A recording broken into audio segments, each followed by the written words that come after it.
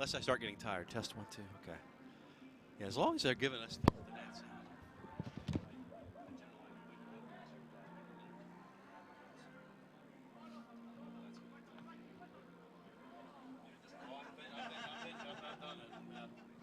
I remember the Rowdies game in July one time. I was wet.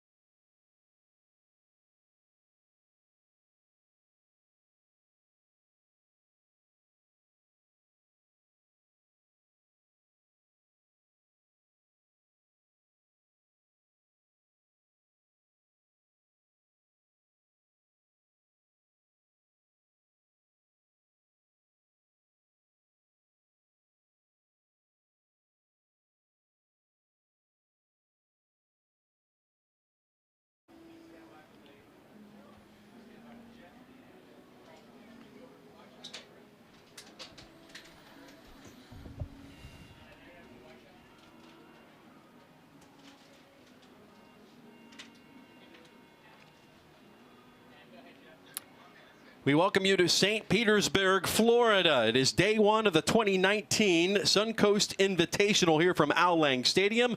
First up, the Montreal Impact and Philadelphia Union, Eastern Conference foes from MLS. That will get underway about 4 o'clock, so please stay tuned.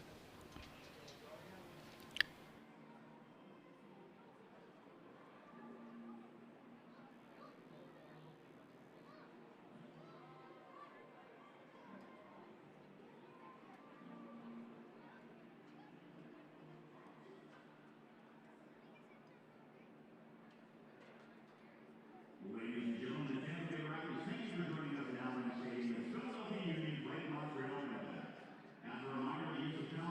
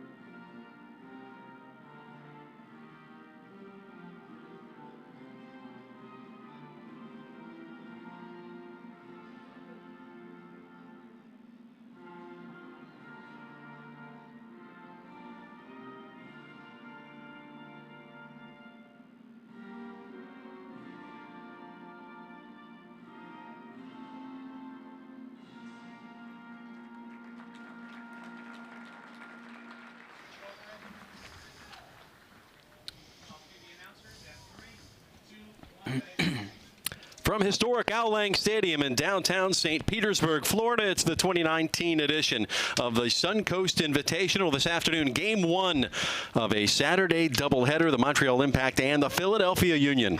Jeff Radcliffe alongside Ryan Davis. Good afternoon from St. Pete. Thanks for joining us here for MLS preseason soccer on Rowdies TV. Ryan, what are your thoughts of this one? Two MLS teams getting set 2 weeks away from the start of their season. This is the perfect spring training game. Both teams get an idea of what they can bring to the season. When the season starts, they're going to try new formations, new players, but also solidify their ideas and their ideals for the season. So glad to have you along wherever you happen to be. It's going to be Montreal, the home team on the scoreboard, a team that we just found out they were going to start Ignacio Piatti. Now they've penciled in Matthew Chouinier instead, so we don't have that treat, at least not to start. But excited to see a player like Maxi Urruti, who came over from FC Dallas in the offseason. Yeah, a big forward, can get some goals. And the young Chouinier is going to give him an opportunity to get some playing time, to get some minutes under his belt, and give Piatti a chance to rest up for the season. Yeah, for the Philadelphia Union, a team that made the playoffs last year. In fact, their highest ever point total, as you see, Aurelian Collin, one of the players that came in the offseason from New York Red Bulls. But there's going to be some fans in this stadium for number 9, Fafa Picault, former player for the Rowdies for a couple of years. Fafa Picault seems to be a renaissance sort of player. He could come in from the sides, he can play up top. He's going to get goals for you and create chances. Definitely Mr. Excitement when he's on the field. Of course, unlimited liberal substitutions allowed in the preseason, so more than 18, closer to 23, 24 players available. We'll see a good portion of those as these two teams look to work towards match fitness to the MLS regular season level. This is where they are at. Montreal will start with Clement Diop in goal, backline of Sagna, Cabrera, Diallo, and Lovitz, Piet, Azira, and Taider in the midfield. Novillo and Ruti and Matthew Chouinier will be the forwards for Remy Gard, now in his second season. Philadelphia under Jim Curtin will counter with their backup keeper as well, who came over in the offseason from Red Bull Salzburg, is Carlos Coronel. The backline of Gaddis, McKenzie, Aurelian Collin, Kai Wagner, who's a newcomer from Germany. Harris Medunjanin, Brendan Aronson holding in the midfield. Alejandro Bedoya, Marco Fabian, the big signing, the Mexican national teamer. We'll get to see his first look at him this year. And then C.J. Sapong and Fafa Picault up top. This is a team, and we are underway. This team in Philadelphia experimenting with going to a more 4-4-2 look, a pressing 4-4-2 diamond this year, and we've seen that in the preseason thus far for Philadelphia. I think a lot of that has to do with Marco Fabian coming in. Here's Sapong immediately getting the ball into the attack. Coming out quickly is the keeper and pushed out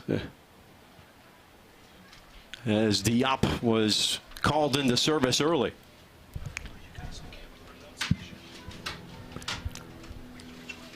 And we'll come back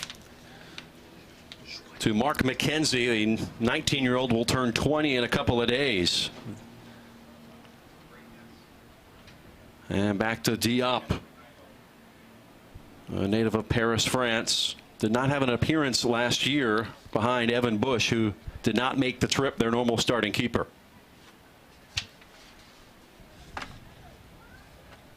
Trying to build out of the back is Victor Cabrera, the old veteran who's now in his 6th season in Montreal. Looking high in the midfield. And so far, it had been steady, and then the commentator's curse hit. Here comes Montreal, working it to that right side. As Maxi Urruti looking to get on the ball for the first time. Jeff, just like you pointed out, the high press just worked. They immediately dispossessed them deep in their own half and created a chance already. Well, the Impact, known for defending and countering, has been their bread and butter for a couple of years north of the border, and it will lead to the first corner of this match, and it will be taken by Harry Novillo, a Frenchman with an outswinger, and easily tracked by Coronel. Brazilian. And will roll this out of the back. McKenzie and Medunjanin, who paired up with Bedoya to be one of the best tandems in the central midfield last season in MLS.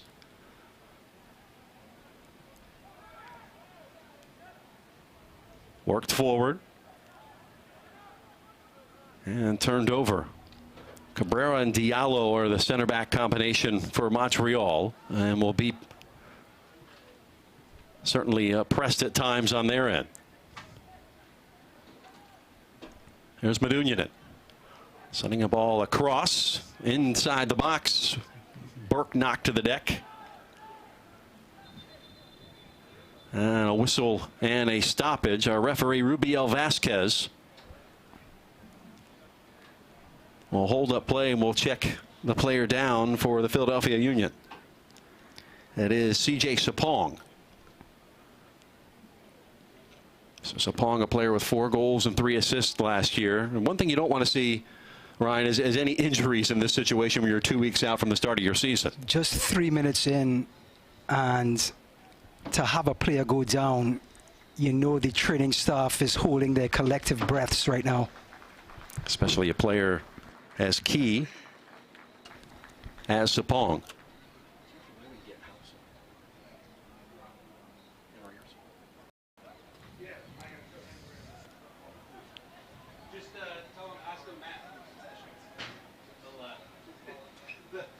Going to be switched.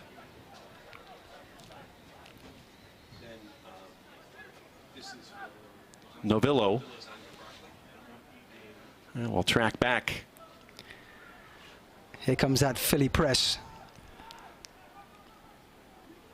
Again, when you press, especially out of a 4-4-2 diamond, you gotta all be on the same page when you press. Correct. Actually, most of the time, the team is looking at the forwards to dictate the press. Novillo knocked to the turf. Aurelian Collin, of course, in there. Good veteran presence in the back. Good insurance policy for one Jim Curtin this year. Former MLS All-Star. After spending so much time in Orlando, I'm sure he found his way to this stadium pretty easily. Yeah, no problem at all. They're coming over from Red Bulls the last couple of years. Here's Piet, who's really good at holding up play. And he'll draw the foul against Marco Fabian.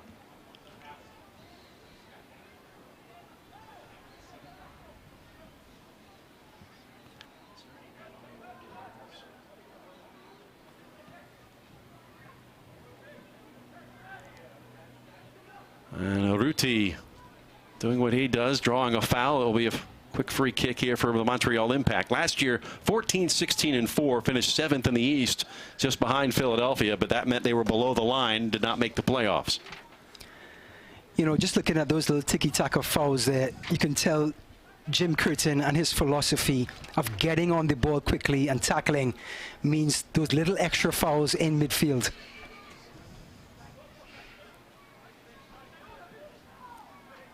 Urruti trying to press Collin.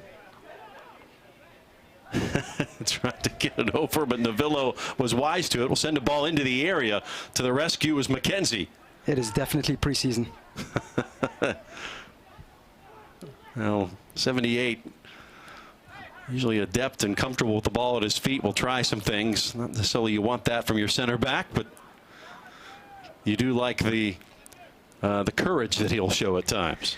You know, in the modern soccer, the center backs have so much more responsibility now in getting the ball comfortably out of the back, and it's often held against them now if they just boot it away. So I'm sure Aurelian Collin has been versed by his manager, Jim Curtin.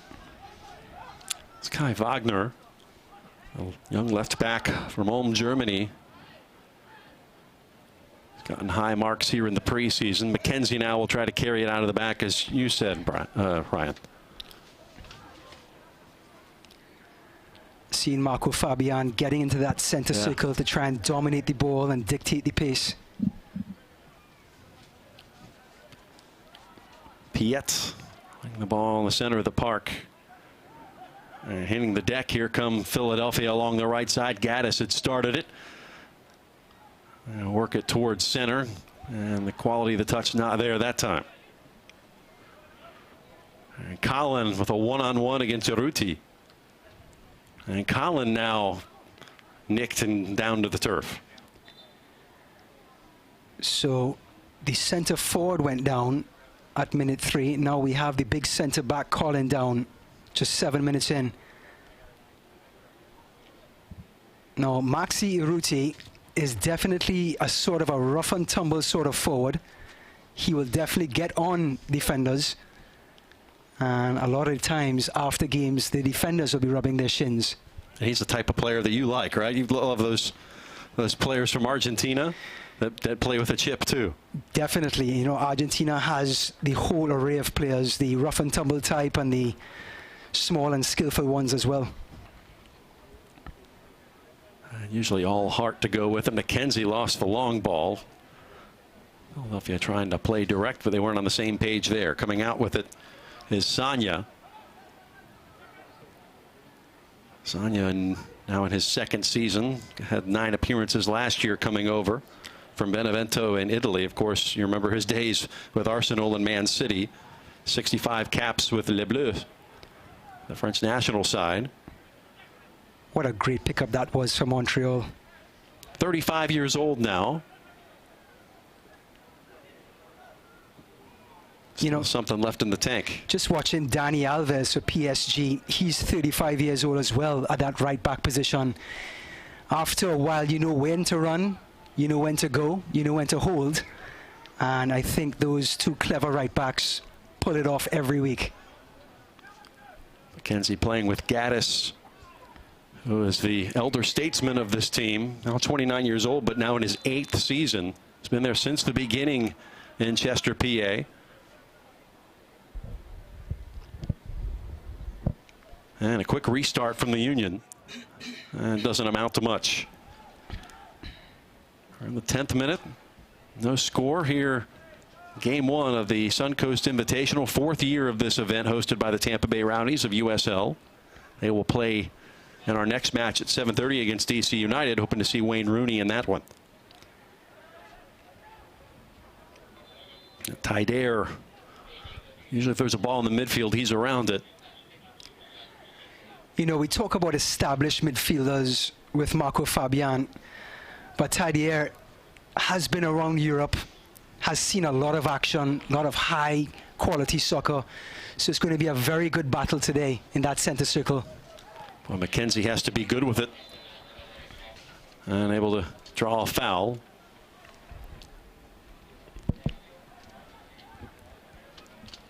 Is Matthew Chouinier the replacement for Ignacio Piatti at the last minute in that starting lineup?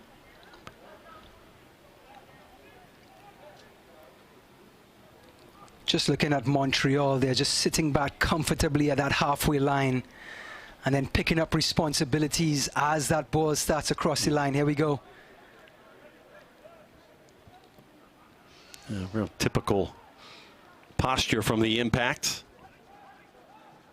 Just amazing to see the two different philosophies at work. The high press from the dark Philadelphia team and then the laid-back approach and the counter-attack from the white Montreal team. Union split the center backs. Now trying to break lines with that pass to Sapong. It was disrupted. Now here come the impact. Taider. Now the overlap comes from Azira. Back from Piet to Diallo.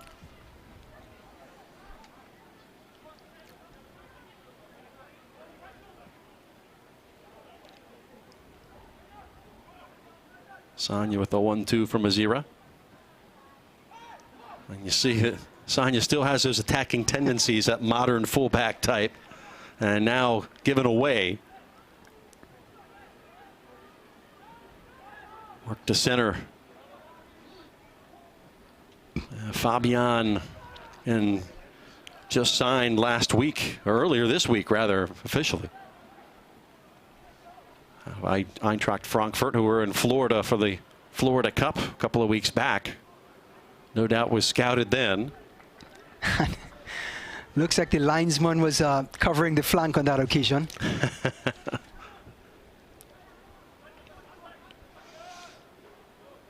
Mexican international, 42 caps with El Tri, 9 goals, played in 2 World Cups. It's experience that when you have that on your roster, there is really no replacement for that kind of experience. You know, I think that's a statement made by Philadelphia, bringing that type of player in, how serious and how dedicated they are in making an impact this season in bringing Fabian in. It was really the missing piece as they lost Bork Dočkal, the Czech international, who really came on strong the latter half of 2018. And looking for Fabian to start quick here in 2019. Back to Colin.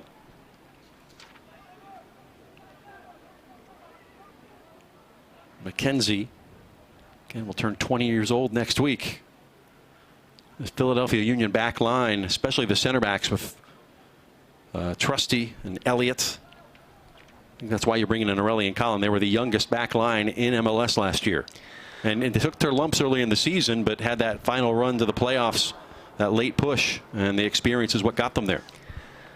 Well, I also think that Jim Curtin wants a type of centre-back to handle the ball back there. And Colin is that type of player, as you can see right now, as he's on the ball. And with this laid-back approach by Montreal, it's so important to have that centre-back spray the ball around the park.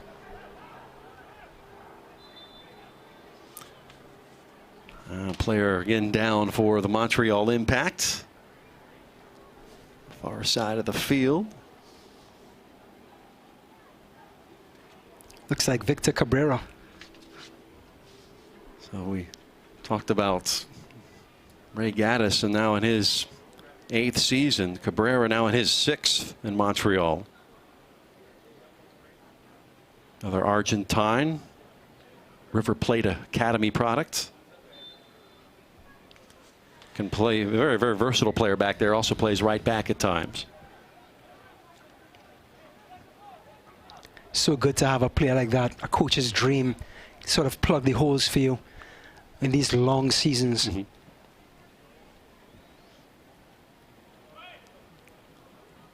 This age of specialization, the lost art of being flexible and versatile. And we'll give this a go, and not much from Azira, who played the last couple of seasons in Colorado. I think we're just recording our first shot on goal. And we're a quarter hour in between Montreal and Philadelphia here in the preseason.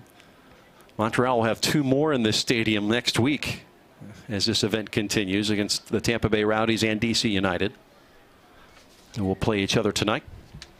You know, as Carlos Cornell just saved that shot, just want to touch a bit on Brazil keepers. How unfair is it in the last 20 years that Brazil actually excels in the keeping position? Yep.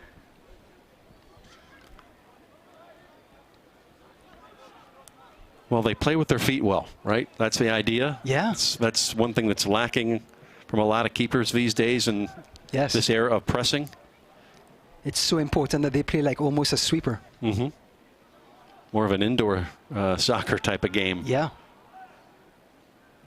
Trying to make things work on that right side for Philadelphia. Fafa Pico, who can play either side and has shown his ability since his days in Tampa Bay to beat players one-on-one and just run past them at times as well.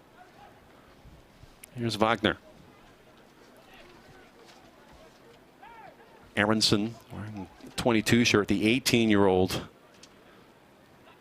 Philadelphia Youth Academy product. Philadelphia has demonstrated how committed they are to their youth academy. I mean, turning away 5 super draft picks. Well, it was Colin there to be proactive, and luckily didn't get burnt on it. And we were seeing something. Continue. No, we were seeing something about Brazilian feet and goalkeepers. Yes.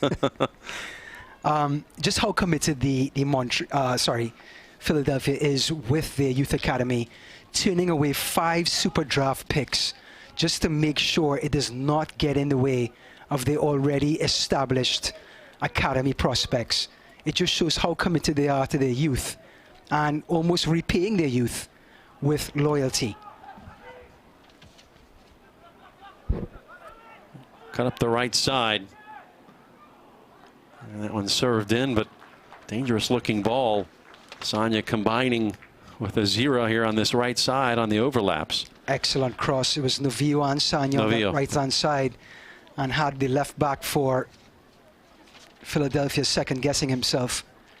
But I love those crosses that just bend around that back four. It is so hard when the back four is facing their own goal to defend it.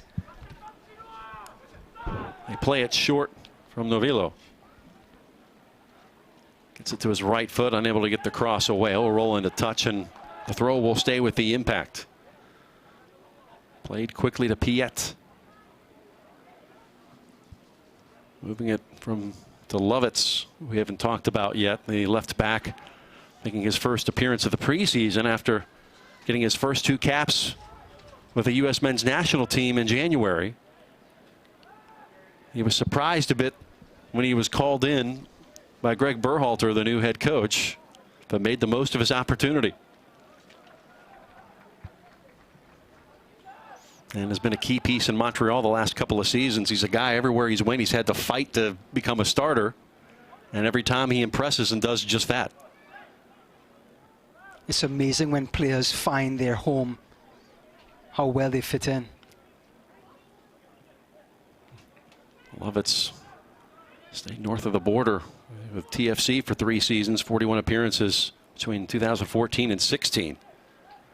Has found a home in Quebec. And will come the other way. You know, we talk about forwards going down easily. Just a little bit of gamesmanship by Mark McKenzie from Philadelphia. Just felt the presence of the forward behind him. And as soon as the ball came into him, went over, knowing he would get that call from the referee. Very steward on his part.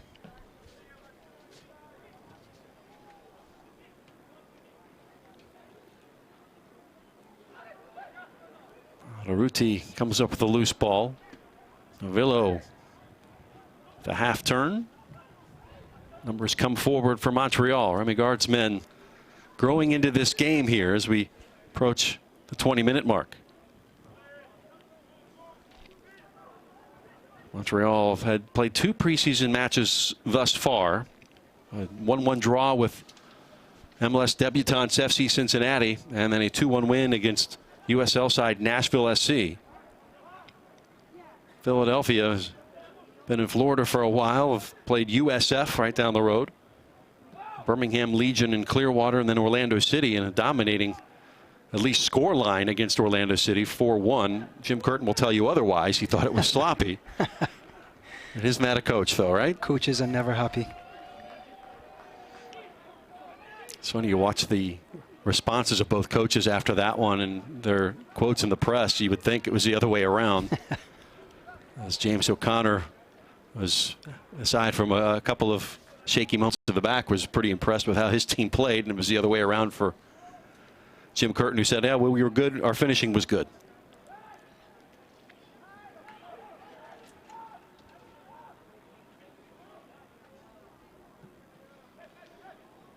Azira.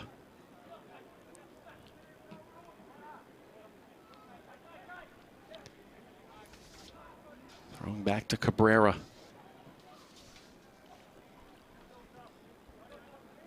And now Lovitz with some space to operate.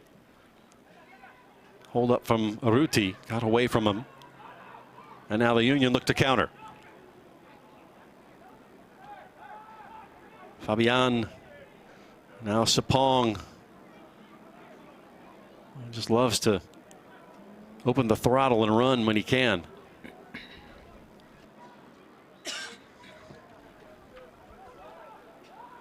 Excellent ball by Fabian. Sapong will track it down. The edge of the area. Leaves it back in front and gobbled up by Clement Diop. You know, Fabian just playing like a true number 10. When he's needing up front, he's there, and then drops back into that center circle where he can orchestrate things. And just a beautiful through ball over the top to Supong. Really stretches the field for Philadelphia. Piet to Lovitz, and now intercepted by Sapong, who's been active the last 5 minutes, trying to find the number 10 of Fabian.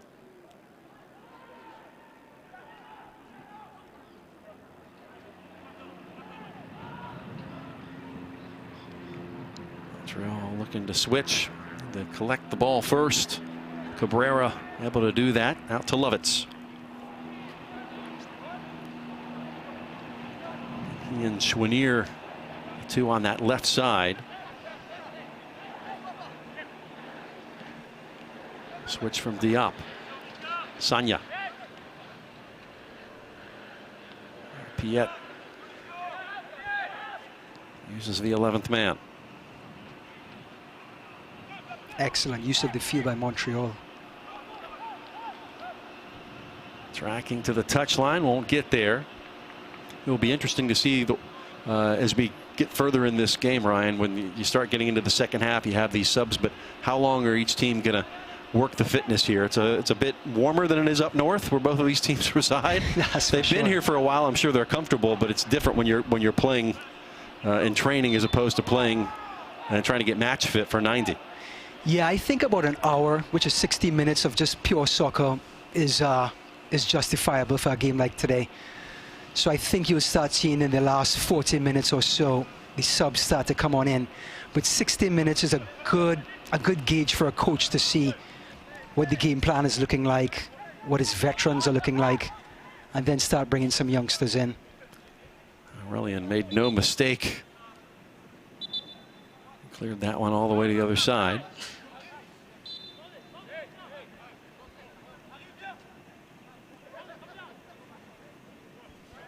And we're at Outlang Stadium in St. Petersburg, one of the most beautiful venues in American soccer. Converted baseball park. But right on the water. Usually have that breeze going. It is so scenic. I can totally see why other teams come here, year in and year out. They're about to make their third season in USL, the Tampa Bay Rowdies. We'll talk more in our second game about them. Bit of a dip last year. Medunjanin, how about that little ball? Runs on him a bit. The idea was right, though. The famous corner flag pass. When there's nothing on, you aim for the corner flag and you let your... Too much club, though. Yes, and let your winger run after it. Especially when you have a Fafa Pico. Yes. It makes your passes look really good.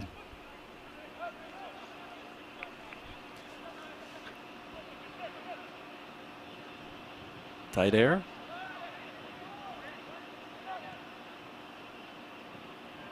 Oh, Maestro in the middle. Schwanier, the 19-year-old. What a day for him. Uh-huh. Hey, you're going in for number 10. You're going in for the former MVP.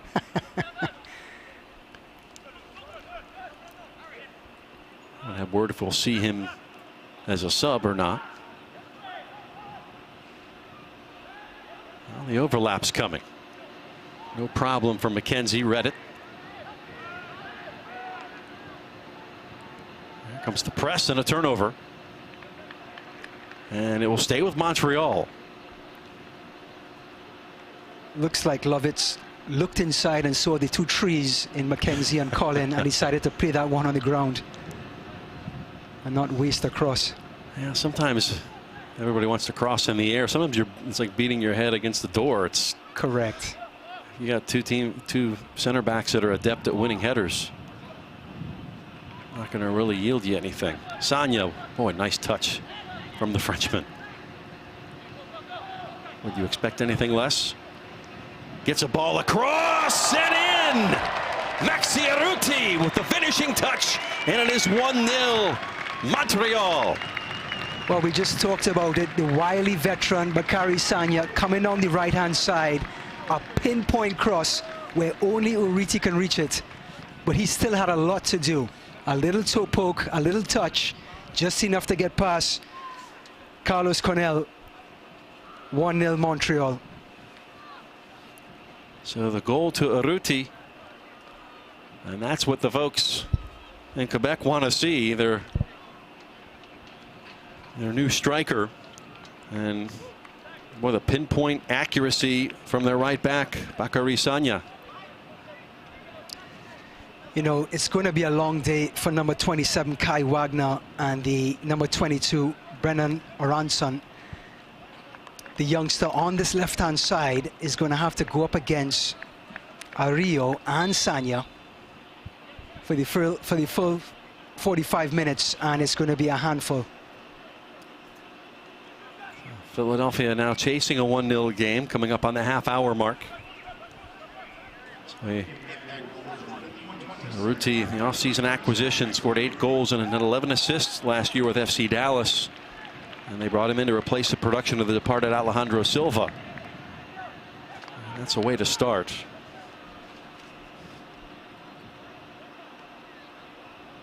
Anthony Jackson Hamel, who we see in the second half. Another player that possesses some dangerous qualities. And then they just signed the Nigerian Orji Okwankwo, who is not here today. Fast, direct player who can just run by people. And Wagner couldn't keep possession. Novillo shrugs off a tackle. And we'll check the player down.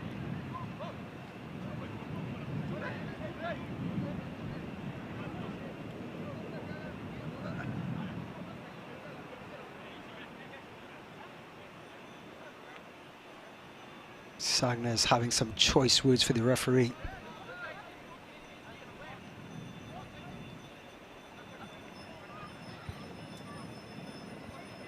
From the ground. Looks like he'll continue, no problem. No fuss, no muss. No, just going back to this right side, left side duel, we have Sagna, who is 35 years old. We have Novillo, who's 26 years old. That's the right side for the Montreal Impact. And on the left side, we have the young Kai Wagner from Germany, who's 21 years old. And you have Brendan Aronson, who is 18 years old. Yeah, experience disparity like no other. Talk about sink or swim on the left-hand side for Philadelphia. Well, you're a good place to do either. You go across the road, you can take a dip. Yes. A long throw in the waters of Tampa Bay.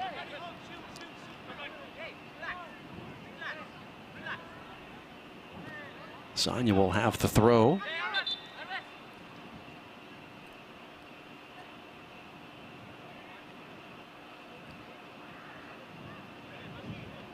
And we'll have a first change here. So Mark McKenzie will give way. So one center back off and another in. It looks like Jack Elliott will make his first appearance in this game. So Elliott on, McKenzie off. You know, judging by the 13-minute mark, looks like they're trying to save McKenzie from an injury. Yeah, it's an unusual time to bring somebody off even in a preseason friendly. Correct. You see wholesale changes at halftime in some of these, but really with these teams so close to their regular season, you know that they're not just experimenting right now. They're trying to see who's ready to go. Philadelphia will host Toronto in their opener on the 2nd of March. Montreal Impact, the first of 6 away to start the season. It will be in San Jose to start. So you can ask them, do you know the way to San Jose? Great question. Yep. At Houston, at Orlando, at Sporting, at New York, and at DC before their home opener on April 9th against Columbus. It's good, though. You know, you don't want to be playing in a couple of feet of snow. I think when the weather says it's negative, it's not a good idea to play at home. I mean, they do have Olympic Stadium usually as a backup venue, but often, much like Montreal, much like Minnesota United, same thing. They're not playing their first home match until April as well. Yeah. In their new stadium, which is, if you've seen the videos of it, Allianz Field. It's beautiful, huh? Very, very similar to the one you see in Munich. That is impressive. The LED lights. Overlap. Kept alive, tight air. As Montreal with the 1-0 lead. They're conceding some possession to start, really Trying to control this thing. And now we'll have another free kick.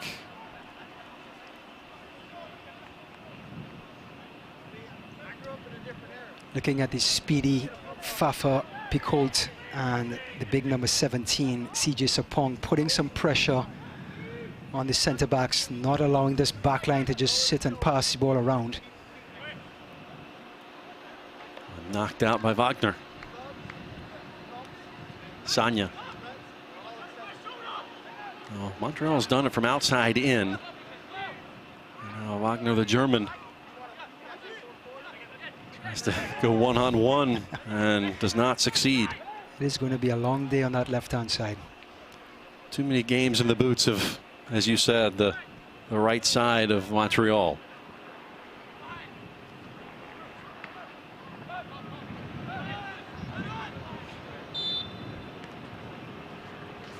Calling in on that one. And Philadelphia will get the possession here. Medunjanin will start. Even Colin can appreciate that foul. Max Ioriti not going to allow the big man with a free header. Like a Pico, a full head of steam.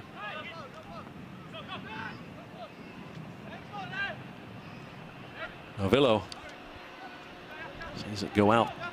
And Colin pulled all the way out, the center back. And paired now with Jack Elliott, the native of London. He was drafted 2 years ago out of West Virginia, 77th overall. And boy, what a pickup he was. 6'6" Jack Elliott, just 23 years old. Wise beyond his years. Had 2 goals as well. So contributed on those set pieces last year. Yeah, that height, you have to put it to use. Boy, Pico with a nice layback, and that one's right at Diop. Good chance, probably best of the match for Philadelphia. Yeah, getting along the right-hand side and bring it to the top of the 18-yard box. And the young Aronson was right on point. Just didn't strike it as good as he wanted to. Aronson, Philadelphia youth product, played the last couple of seasons of Bethlehem Steel, their USL affiliate. Just 18 years old.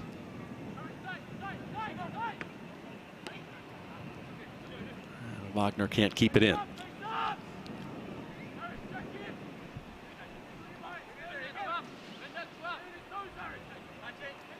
Ten minutes till halftime. Typically, you don't see a lot of stoppage in matches like this. And a lot of herky-jerkiness, a lot of fouls and stoppages, as you see. I think both teams are going to take a little while to get their flow, to get that sort of possession, moving the ball from left to right and getting some rhythm going. And I think that's definitely showing today. So Remy Gard now in his second season after replacing Mauro Biello, with a former manager at Aston Villa and Lyon. But quite a player in France for years, but also with Arsenal and like the Strasbourg and Lyon, a legend there. 146 appearances, 22 goals. They say sometimes the best players don't make great coaches, but this is certainly not the case when it comes to Remy Gard, the 52-year-old. Yeah, I mean, we look right now at Zinedine Zidane stepping in as well. Yeah. And that's another example of a great player stepping in and fitting the coaching job perfectly. Patrick Vieira, another one, right? Yeah. Was at New York City FC for a couple of seasons and now over in France. Yes.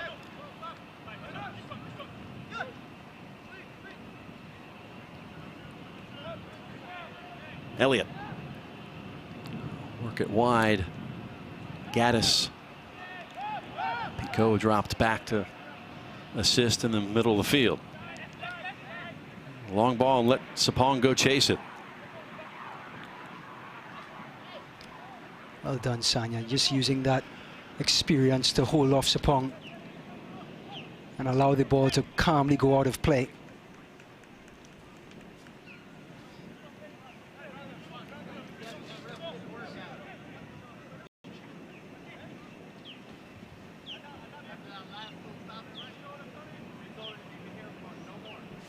Diop. Of 3 keepers for the Montreal Impact. See time there.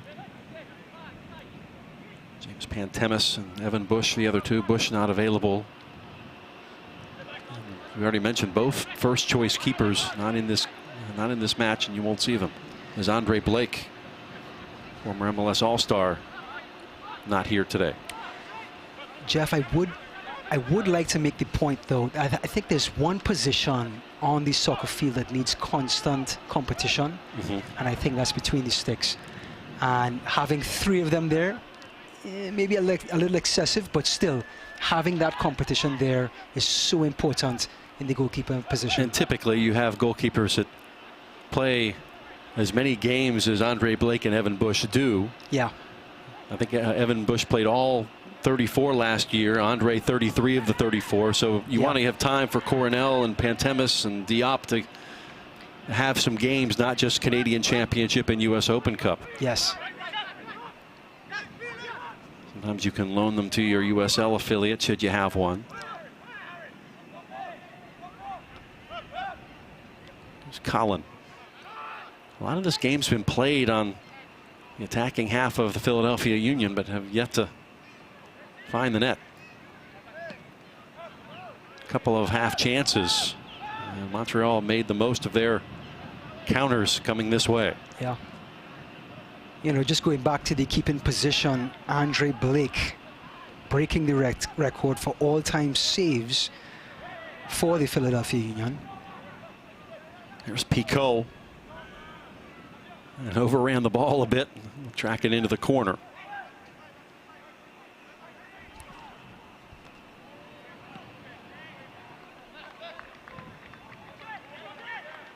Here's Diop, who has the tough task of looking into the setting sun. We're coming up on that 5 o'clock hour here on the East Coast.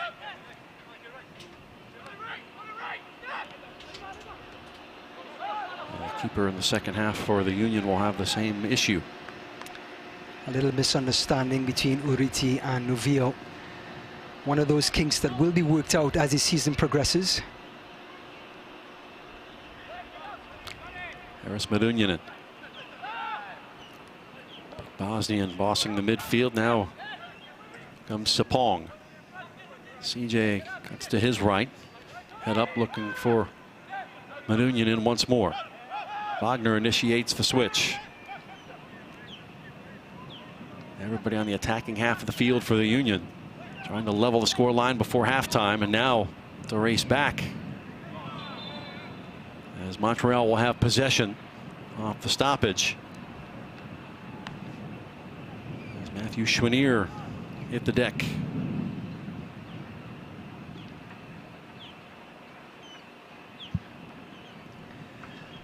So it looks like the Philadelphia Union are going to use a lot more energy to try and press here this season. Try to create some turnover, try to create some action, and as a result then conjure up goals that way. And if that doesn't come to fruition, they're going to try to get Fabian on the ball to create something in a build-up situation. Making a mess here is Urruti. Into the area, has runners going to the back. That was disrupted by Elliott. And will yield to corner number 2 of the match for the Montreal Impact. So the Montreal Impact definitely picking out the soft spot in the Philadelphia Union defense on this left-hand side. And they've been making inroads on this right-hand corner.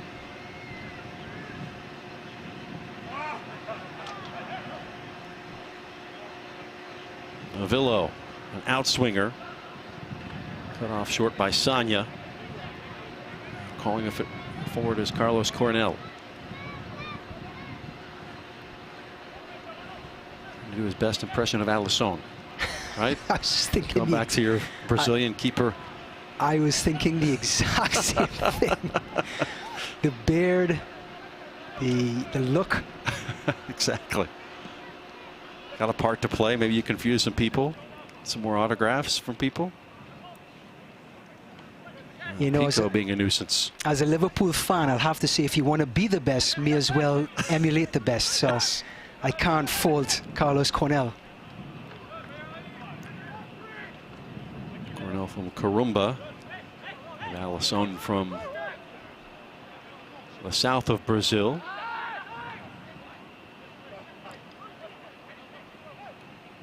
Turned over Gaddis into the attack. Overlap coming. And held up nicely by C.J. Sapong. Takes a little deflection on its way in and then cleared out.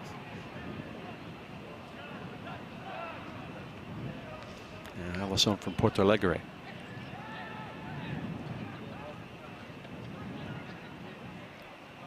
C.J. not inclined to agree with the assistant referee. There might have been a bit of a push. 2 minutes from halftime, 1-0 score line. Montreal Impact. The goal scored by Maxi Urruti. Brilliant delivery from Bakary Sagna.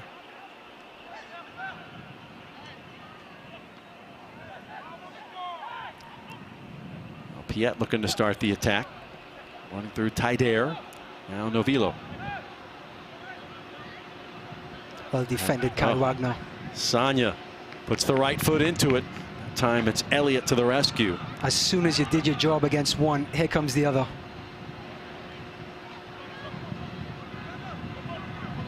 Aronson takes one for the team.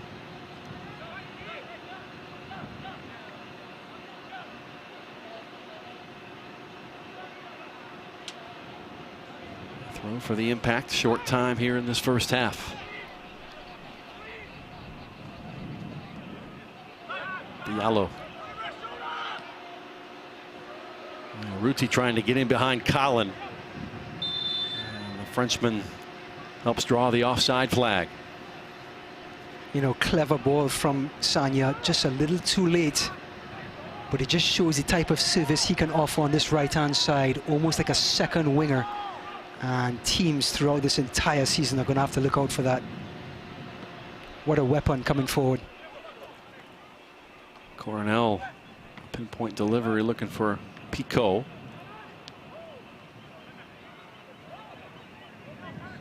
Fafa.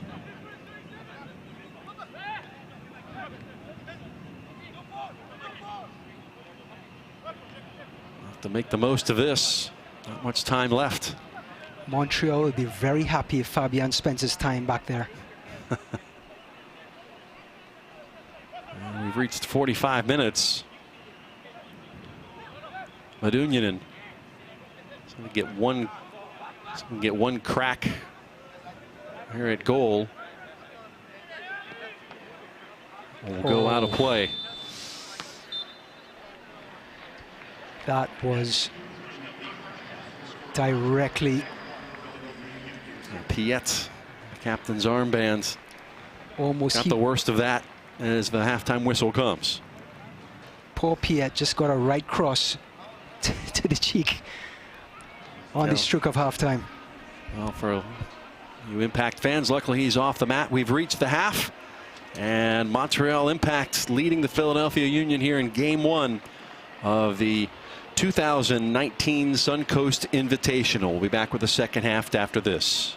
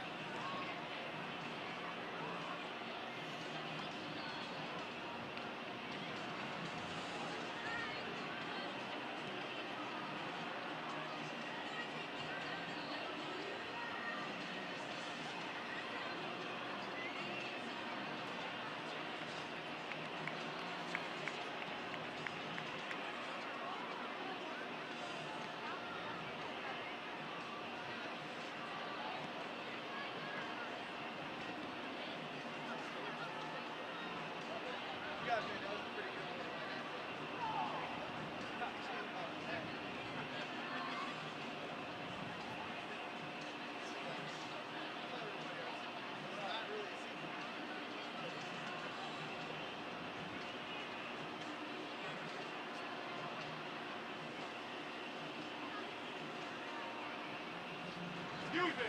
You can't smoke. Don't not smoke. Okay?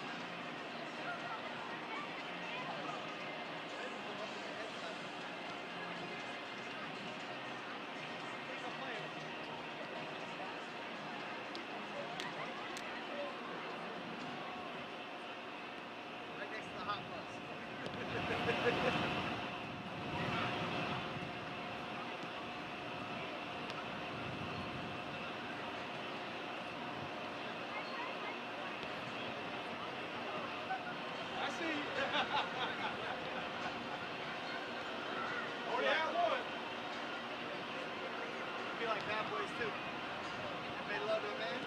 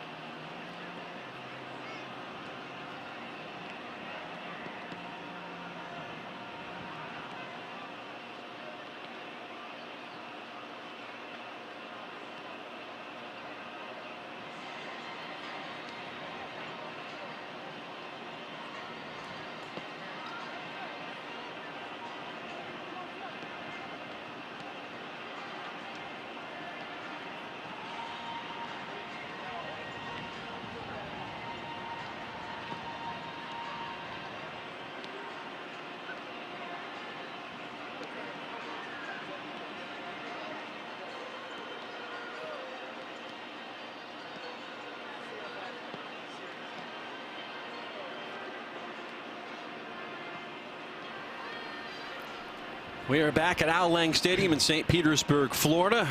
Coming out of halftime between the Philadelphia Union and the Montreal Impact, Game 1 of the Suncoast Invitational 2019.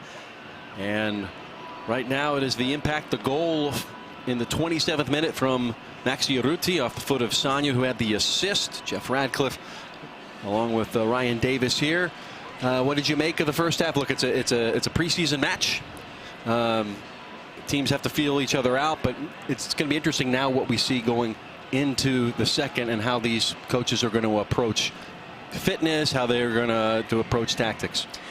I think it was a good window for the coaches to look into to see their philosophies at work. Montreal with Coach Remy, you saw them sit behind that half line and try to counterattack rather, and then create something on the wings for Urruti to get a goal, and they did. Now on the other end, Coach Curtis tried to press, use some energy, and if that was not working or creating a transition, he would try to get Fabian on the ball deep in the center circle to create something. So I think it was a good opportunity for both sides to see their two philosophies at work. I think we're going to continue to see that in the second half, but I think we're going to see changes. That depth chart is going to start being put to use. Yep. And I think those reserve players are going to get their chance to show the coach how they can execute those philosophies. And their staff, Jim Curtin's staff, has a lot of decisions to make between now and that opener against Toronto. They've got 7 strikers in camp for 2 forward spots. And he's said this past week it's tricky managing the minutes to keep everybody happy, but at the same time they've responded well to the pressing and the demanding of that we put on them defensively when you're running that press.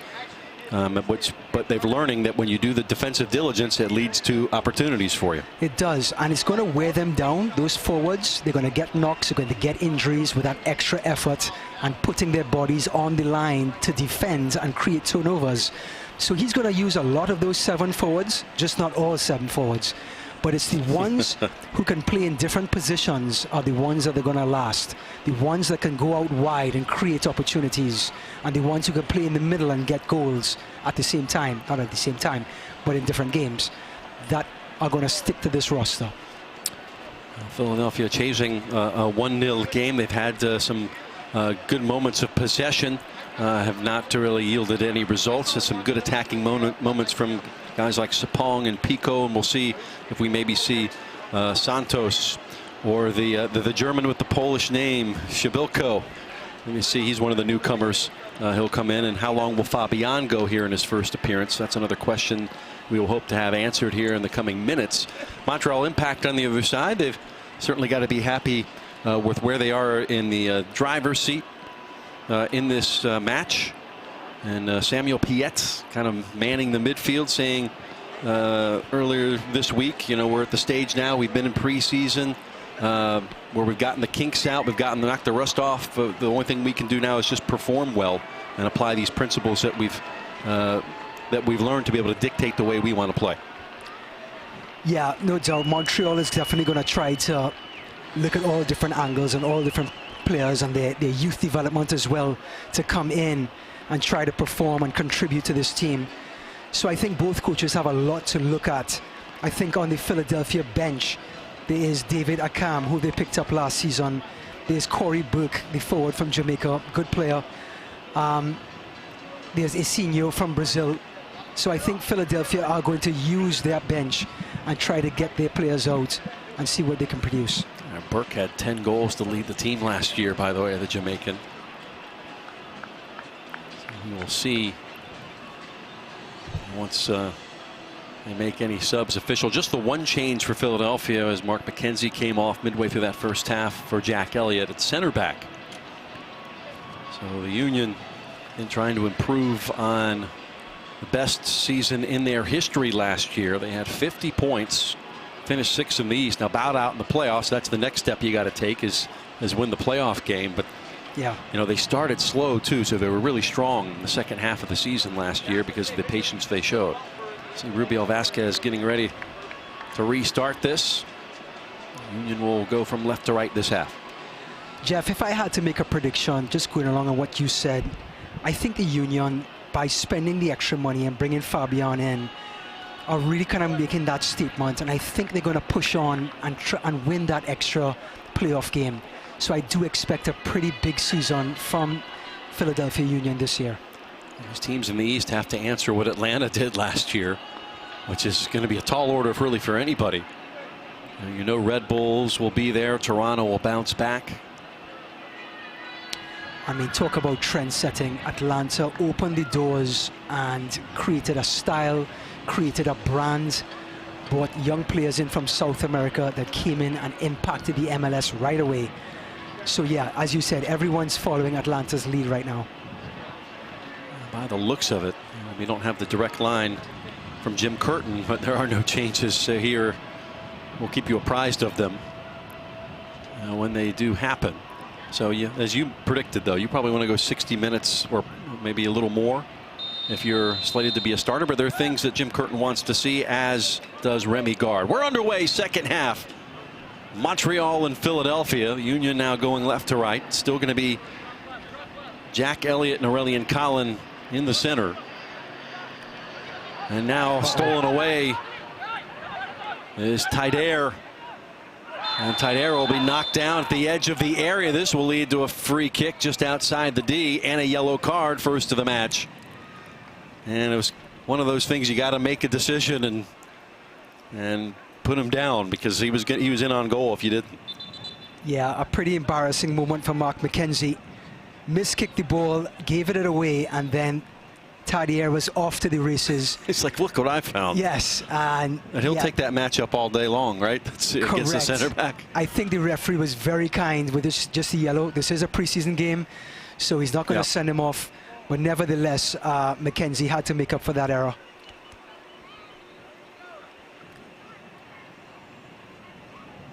But I think when he thought about taking him down, he decided to make sure he stayed down. So it looks like Tadier is still down on the ground. Yes, and a player is such a key piece for what they do. A guy who really covers a lot of ground. If you put paintbrushes on Tadier's boots, he would paint the entire field the royal blue. Yeah, and that number 8 is the perfect description for him. Box to box, and helps out defenders and creates on attack. He certainly lives up to that profile. And worse for wear up off the mat. Taider, native of France, Algerian in descent, and on that national team. 38 caps for Algeria. Now, the interesting tidbit here, this is literally the first dead ball of this tournament. Yes. Let's see who's going to stand behind it and take responsibility. 5 men in the wall for the Union. Usually you'd have Piatti for this. Schwanier along with Novillo here on the left side. So you've got a choice of 4.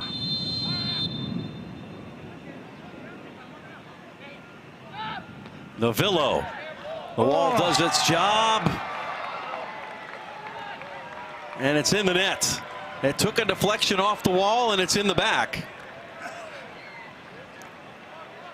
Hit the backboard and came back behind on the far side, so it yields a corner. Had to knock that over. Boy, that was ever so close. Yeah, the wall did a great job. Harry Novillo struck that sweetly, and it was very important they got a head onto that. It just left Carlos Cornell in no man's land, though, and luckily it went for a corner.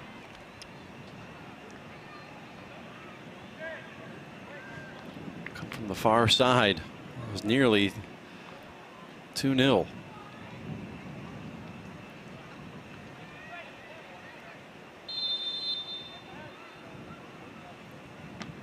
Service and out swinger.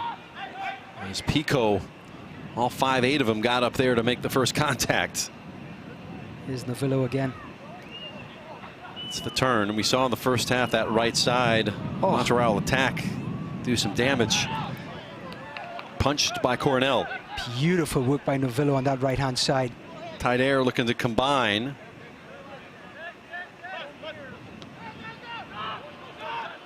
Instead, we'll work it back.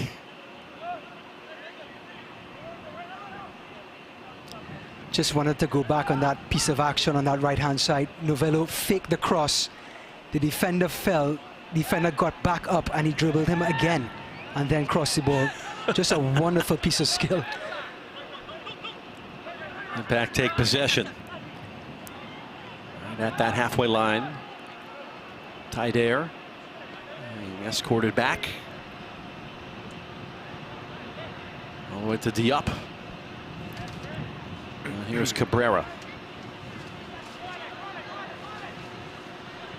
Lovitz. Schwinier runs into Gaddis and forced back. Piet initiating the switch. Just got it by Pico. Looks like Piet recovered from that small head injury in the first half. A little press coming from the Union now. Getting tight defensively. Going right through Bedoya. Taider. In a familiar spot. Works it left, but too far out in front for Schwinier. That pass was all downhill. That's tilted, huh? Yeah. Seems that way. Again, we are in a baseball configuration here where we're behind home plate in our broadcast position. So much like MLS fans, if you're used to watching games at Yankee Stadium for New York City, things on the far side of the field seem light years away. Yes, almost like in a different stadium. Yeah. That's I've never called a game with binoculars, but maybe a thing to try. Good venue for the fans, and that's what's the most important. Here's Bedoya.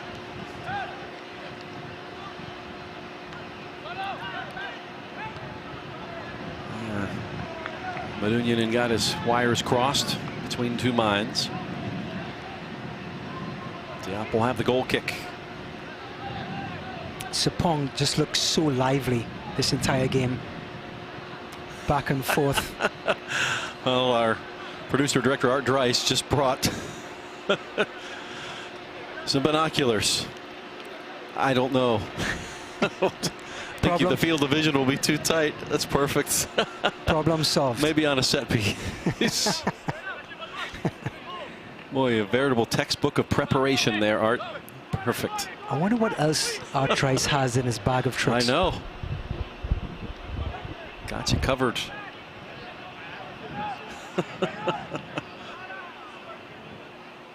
Well, there's another run as Colin will knock it off of Montreal and out. Be a goal kick.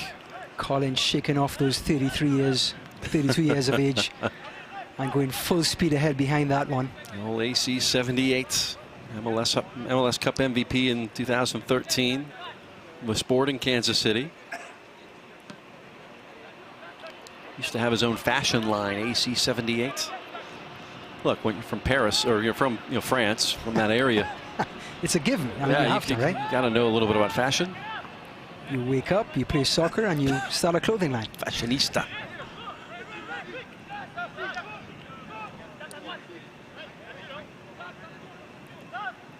Gaddis will have the throw for the Union. Notice the difference on the squeeze or the press when there's a throw in. The impact don't sit back anymore. Yep. They make it very uncomfortable. Again, a reminder, Philadelphia is kind of working in a new system, a new shape, Yeah. new way of playing. It's going to take time to get that all sorted and settled out. You got to figure out your best 11 for that. Yeah. Your substitution patterns. But you're not going to figure that just in a preseason. You may need some time in the regular season to work it all out. That's right. I tell you what, Harry Novello is looking like he's in mid-season form. He is dominating the game on that right-hand side. Novello, Malaysia last year playing. Most of his career in France and some time in Australia, Turkey, Abu Dhabi. The world traveler, Harry Novello, nickname going to be Carmen Sandiego, I believe. Really? I tell you what, though, playing in front of Barry Sanya, you definitely have to raise your game up. Sapong mixing it up.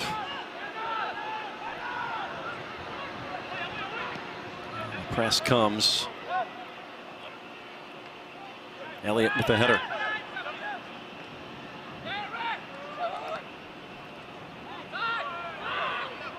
No call by the referee.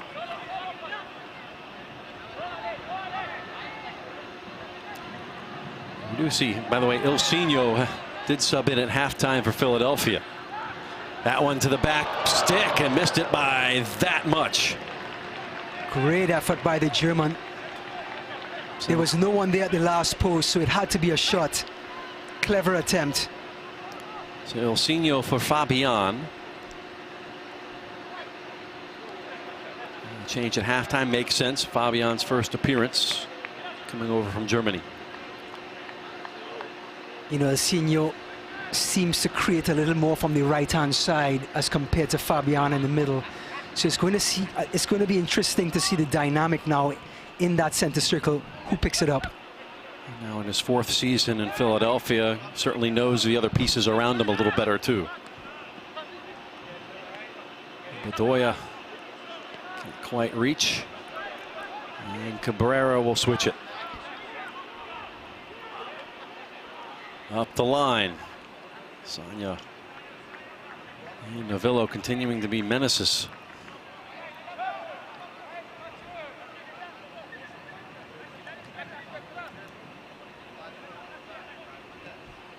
Elliott will work it left. Now to Pico, knocking it down with his head.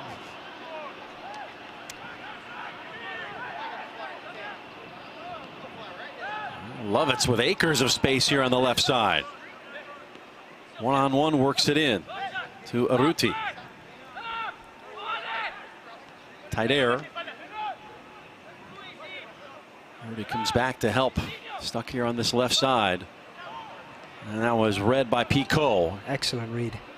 Philadelphia and Aronson trying to do something with the possession, though. Sapong calling for it. He'll run out of space. 2 players with now 6 U.S. men's national team caps to their name. 4 for Sapong, 2 for Lovitz. You know, Danny Lovitz on this left-hand side is going to see more and more space. With this diamond formation, as the midfielders pinch in, he's going to have that space on that side. Sort of a sweet spot, if you will. Bedoya for an offering. That one on the way, misses wide. Off the foot of Aronson. Boy, you can't get much better look than that. And a good build-up for the Union doesn't yield a goal. Second time already in this match. Play starts on the right-hand side. Ball plays on top of the 18. And Aronson crashes on top of the box. Just can't get it right. Missed one in the first half. Got a great look in this second half. He's going to have to start putting those away.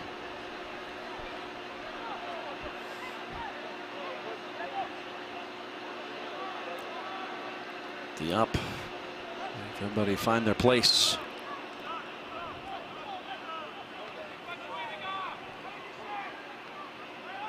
Ilsinho settles it.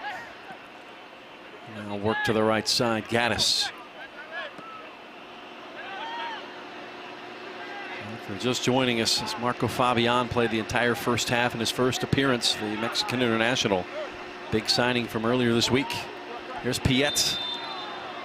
And draws a foul.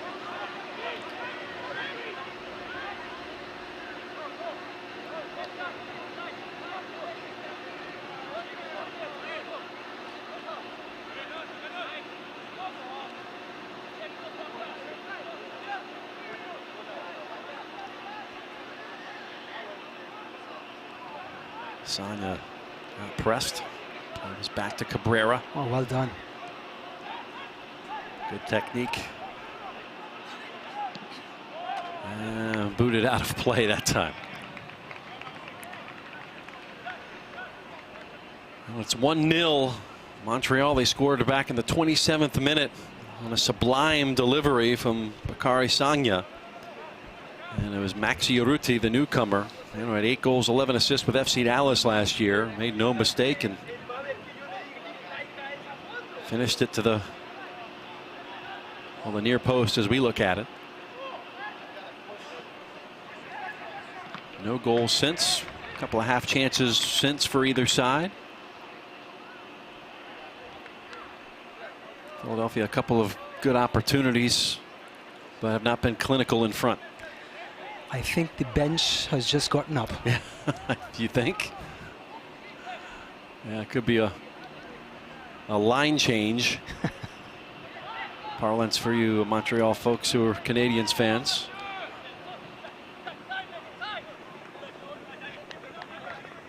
Or Flyers fans. Oh, Urruti causing problems. Comes away with a loose ball. Chouanier. All the way across it goes.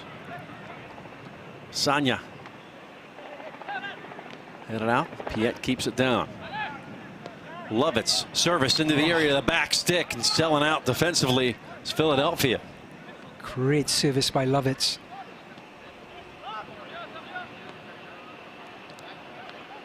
Impact are back to being patient. They have a lot more of the possession here so far in this half. I've not been relying on the counter. They've certainly looked comfortable. Yeah, they've been very patient in their attacks now. Very calm on the ball. The centre backs seem to be setting the tone with Cabrera moving the ball from left to right. Lovitz is finding some space on this left-hand side. Novelo will send this corner away. Sitting on a 1-0 lead. Oh, front and headed off target. Excellent. Off of Montreal, goal kick. Excellent service by Novello.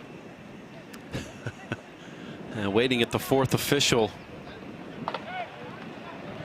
And About 7 Union players at the minimum here. here begins the mass exodus. 3, 4, 5, 6.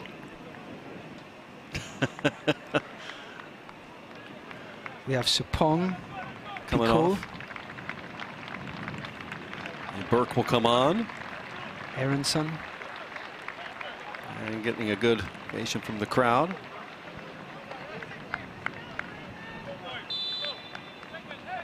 Derek Jones, who's been talked a lot about here in the preseason, trying to expand his role. A guy who, when he's on the ball now, can dominate a midfield.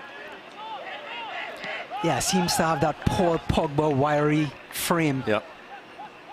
And if he has any kind of touch like Pogba, well, he's going to be nice to look at. Catcher Shabilko. Will be a fun one for all commentators in MLS this year. It's going to be the forward here the rest of the way. Wearing number 23 out of Bielefeld, Germany. Of Polish descent. Poland U21 performer. Here's the cross. See if they can get all on the same page here with this mass change. So we see Fabian coming over from Frankfurt, and now we have Shabilko coming over from Kaiserslautern. Looks like the MLS have been keeping their eyes on the Bundesliga lately. And why not? That one, bit of a missed touch. Lovitz will have the throw.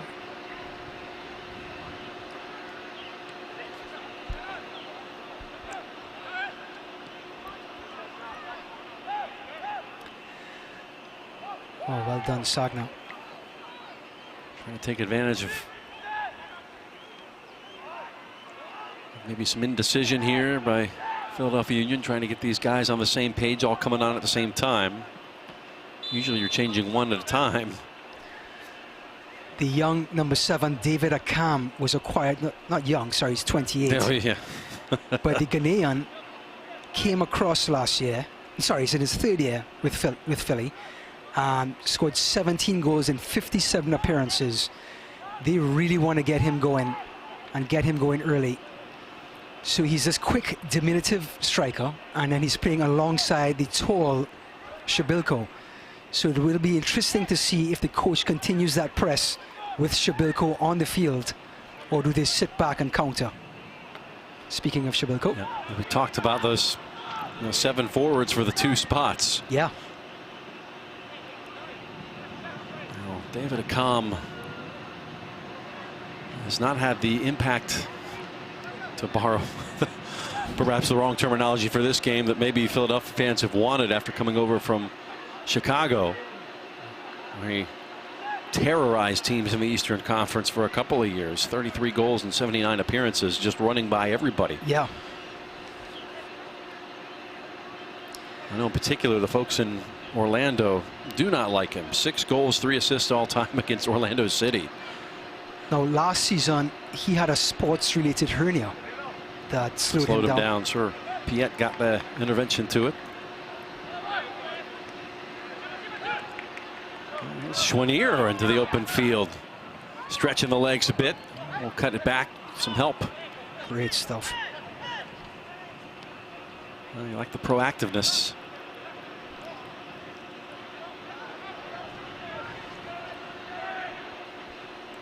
Looking around, Aronson still in there getting an extended run. And to Accam. Nothing happening there. Jousting with Zakaria Diallo. You know, just looking back at Derek Jones tracking back and breaking up that play, he's going to have his hands full trying to get into this midfield with Bedoya and Medunyain. But Derek Jones is a local guy. He came through the youth ranks, and this is the type of player they want to get in. This sort of youth spirit and energy.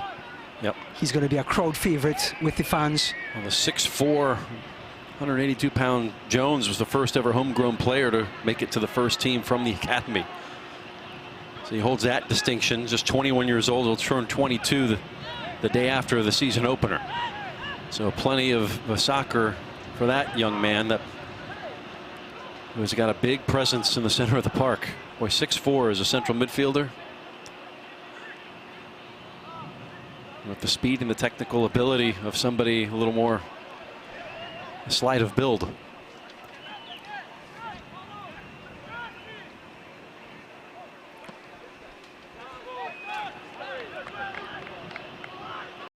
Jim Curtin talking about Derek Jones's role earlier this week. Said, I know he's 21, but he can't really be looked at as a young player anymore. He's been a pro for several years. Done a good job for us at the 6, but now we're going to demand a little bit more from him in terms of going forward, because he's got that in his skill set. Going to continue to push and challenge him to play forward faster, find balls in between the lines, and he has that. You can bring him back into your own box to defend corners and free kicks, and then get up in the opposition box and get a goal or two with his head. Sonia awaits the throw. Novillo. 1-2 with the Frenchman. And we'll come back to Philly on the throw-in. 68th minute, 1-0 Montreal. So far, the goal for Maruti standing up. Here comes Accam. Gets you some nervous feet with him running at you. Lovitz has to play it square. And Ilsinho commits the foul on Taider. Yeah, the wily Brazilian veteran just clipping the heels of Taider as he faced his own goal. Gives his team an opportunity to get back and defend.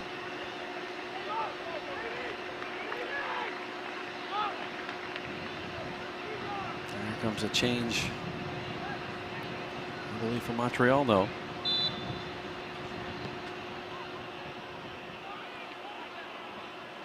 Yes, Ken Krolicki just came on.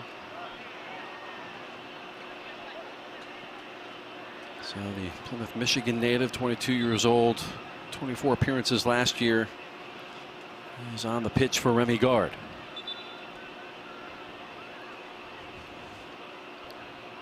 And the man of the match so far, Novillo, is down, and the trainers with a look of concern here.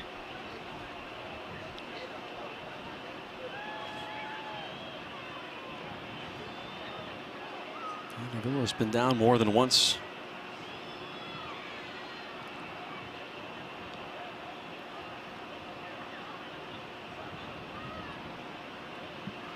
And with 20 minutes to go, the subs coming fast and furious as we do these. Just the quick protocol. Check the senses.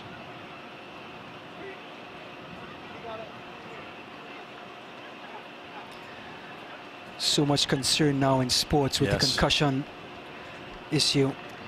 These trainers are so versed in picking out concussions and having their routines. Harry will at least come off to get a further check. And then we'll re-enter the match. Lickety split. So.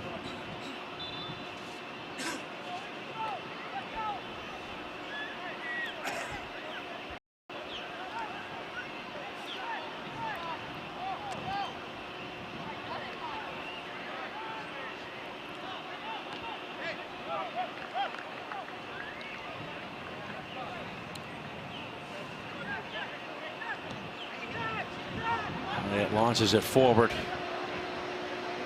Calm, not enough space to run into. At this point, I think I would like to see someone from Philadelphia. Burke, you've got some players out there. If you want to go direct, you certainly can with that kind of pace.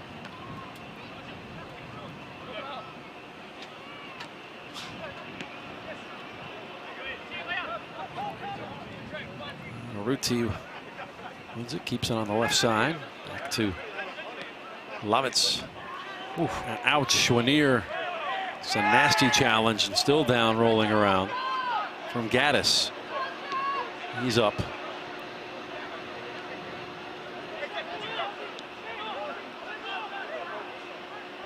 Derek Jones. Bodies are flying. Boss him through the midfield.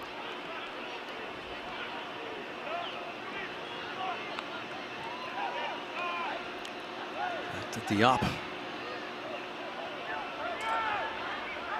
Over 20 minutes to go here.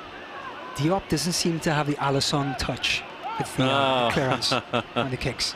Gotcha. See, there's my Liverpool plug for the half. Jones. Now, is Derek Jones going to be that guy to dictate things a little bit more for Philadelphia? The pass got away. The impact throw. Here comes a change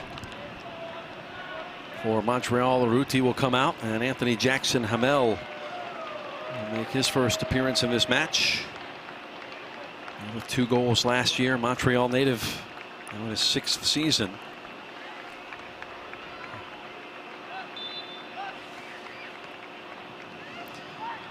So Remy Gard says, I see your Burke and you're a Calm. I raise you a Jackson Hamel.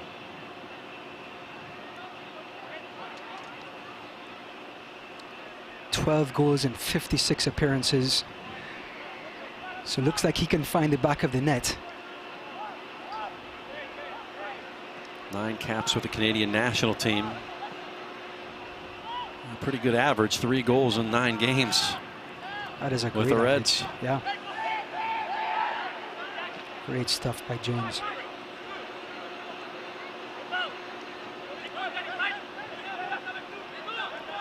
Forced back.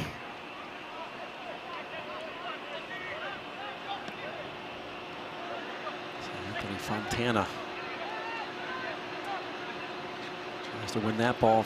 Gaddis 1-on-2. Tight air comes away momentarily. They are so committed in their own half, Jeff. I mean, they wait patiently behind their half to attack you. Oh, Elliott.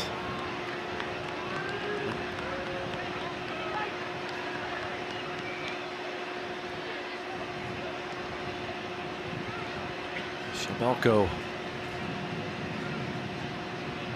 makes something happen, committing the foul.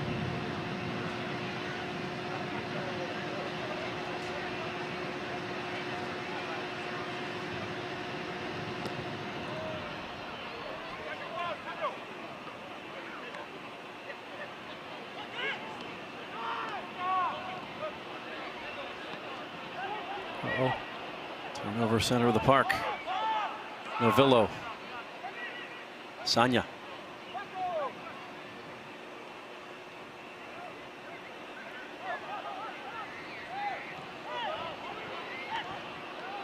Cabrera will settle it down.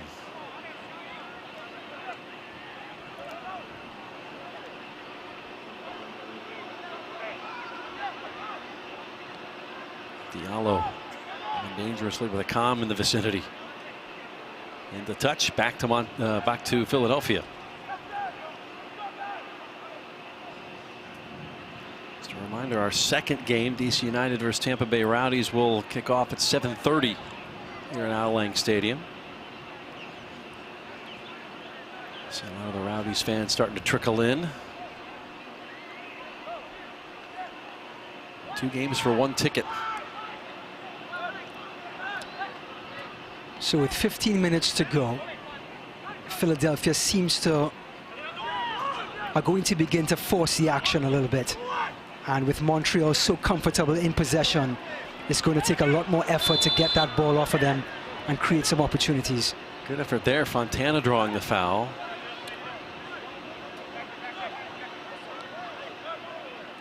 He's only made 5 MLS appearances. Spent most of his time with Bethlehem, but looking to feature more with the first team this year. 19-year-old homegrown.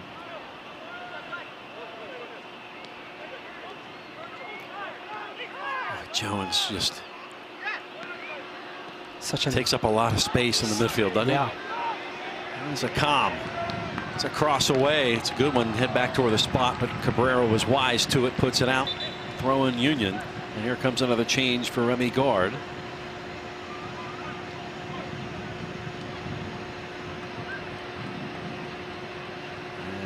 Shamit Shom next to get a crack at things, and he will replace Taider.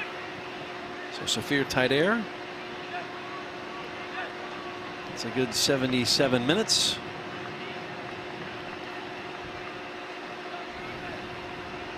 Shom, the Edmonton, Alberta native. By the way, he was an electrical engineering student at the University of Alberta. So he's got a backup plan should soccer not work out. 21 years old. 6 MLS appearances with Montreal. Service all the way across and over everybody. Shabilko, his mouth is just watering for one good cross to get that out, to use that frame of his. Alcino's a guy that can certainly find the forwards. Keep seeing Shabilko and Akam switching sides, trying to find those gaps and spaces. 12 minutes to go here in St. Petersburg. Elliott will track back. The Coronel was battling not just the impact but the sun.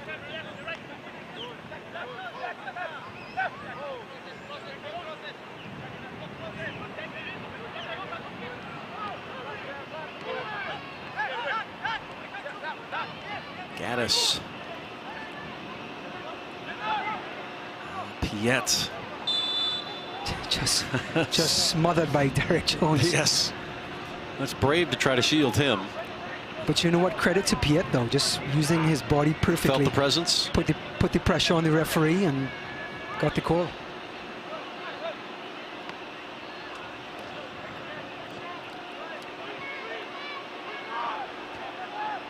Out wide it goes to Sanya. Now Akam looking for a freebie. Akam will chase out quickly.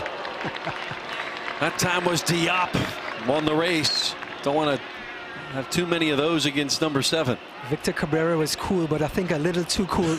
He's probably going to have to buy dinner for Diop tonight.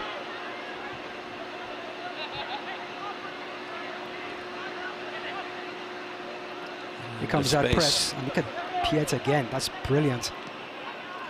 Body control.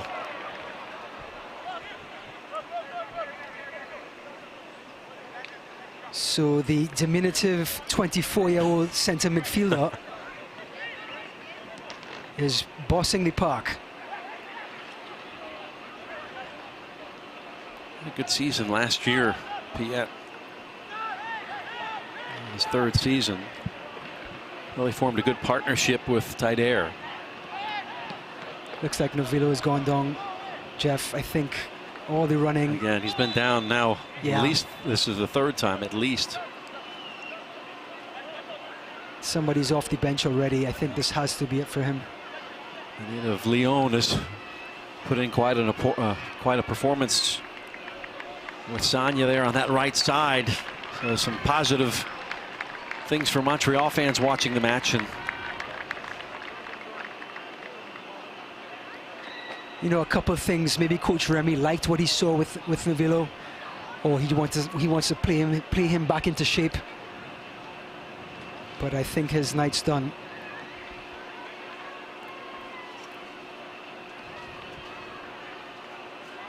Good sign of things to come.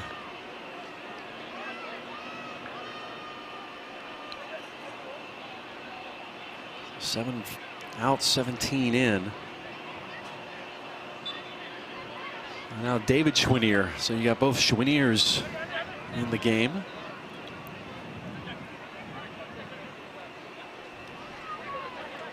Schwinier a lot of time with FC Montreal of the USL. No longer existing, by the way. The one concern I'll have if I was Coach Jim Curtin is the lack of clear-cut chances. I think with the pedigree of players that the Union now have in the middle of the park and going forward, you would expect some more chances to be created. I think the takeaway for this game would be to find a way to get these players more involved and create some more chances. Lovitz gets turned around. Playing at the top of the box. Good disruption. And coming back and doing the defensive work with Sagna. With the calm bearing down. Derek Jones being honest. It flicks it forward with the head.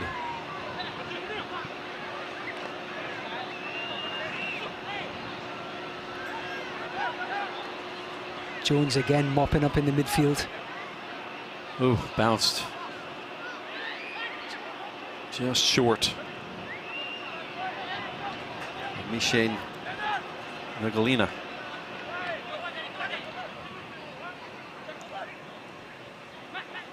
Getting a run out for the full roster in these games in the preseason. Yeah. Oh, Diallo. Just great awareness by Piet. Just know exactly where he is, where the pressure is coming from. Does a great job in the middle of the park for Coach Remy.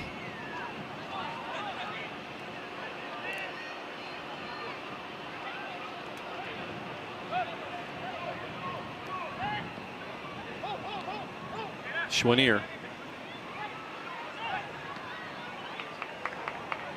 Finds Lovitz. Across the area, and the offside flag is up. Good bit of transition by Montreal. Just Lovitz wandering off in an offside position.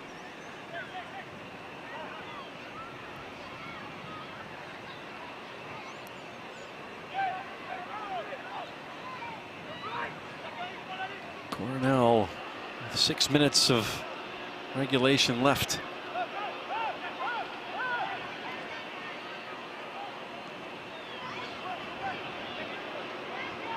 Matt Real also in the match here for Philadelphia. Saw some starting time early last season.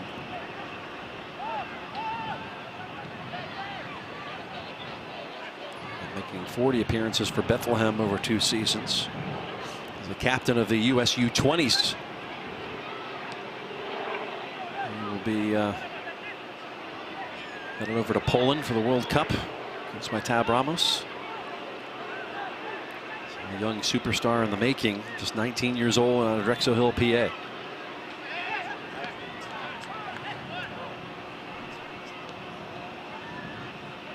And looking for a late equalizer here. Take something from this effort.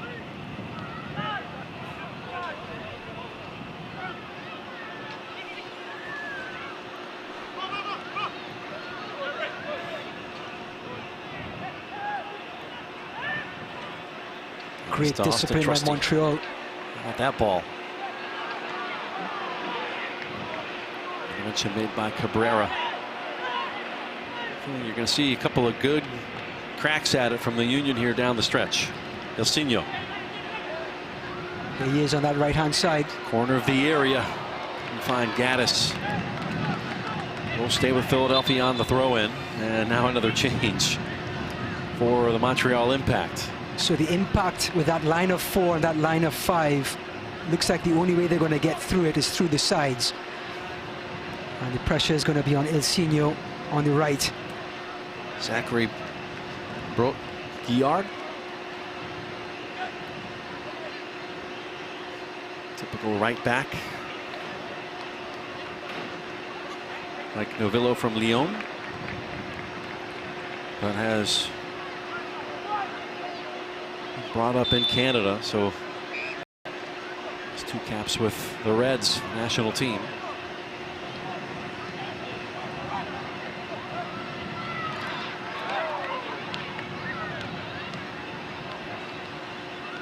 Gaddis.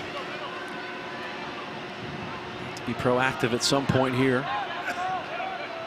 4 minutes to go before any stoppage. No goals, just a lot of subs here in the second half. Ilsinho is making a concerted effort to get on the ball. Piet, now it's turned over. Jones, and he have something. And it took a deflection on its way out. Corner kick, Philadelphia Union.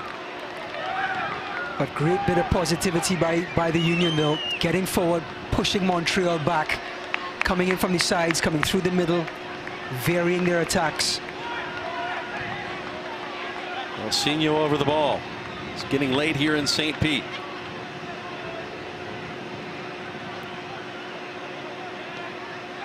Outswinger over everybody. Trusty catch up to it. And out of play it goes back to Montreal.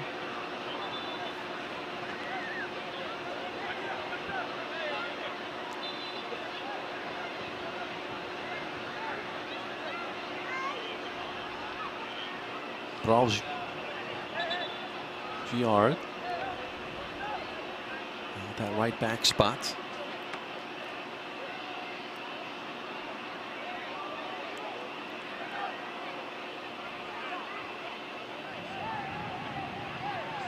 Taking his time to get the throw in. You know, Union looking for their second straight win of the preseason. One of the players of the game for me will have to be the number 6 Piet. Has been the general for this team, defensively, offensively, just dictating the pace. There he is again. Now Chouanier going to draw. Free kick. So, and a second yellow of the match comes out. That one to Gaddis. And this will likely use remaining time. So Harry Novillo will probably steal the headlines tomorrow with his service, creating the goal. And Sanya. But Piet, I mean, the coach, talk about the coach's hero, definitely marshalling the troops out there. The epitome of a captain on the field. Being vocal, organized.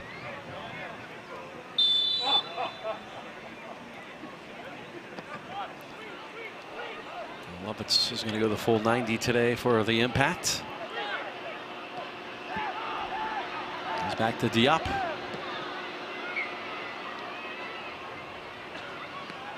Good He's control. touched by Chouanier, yes.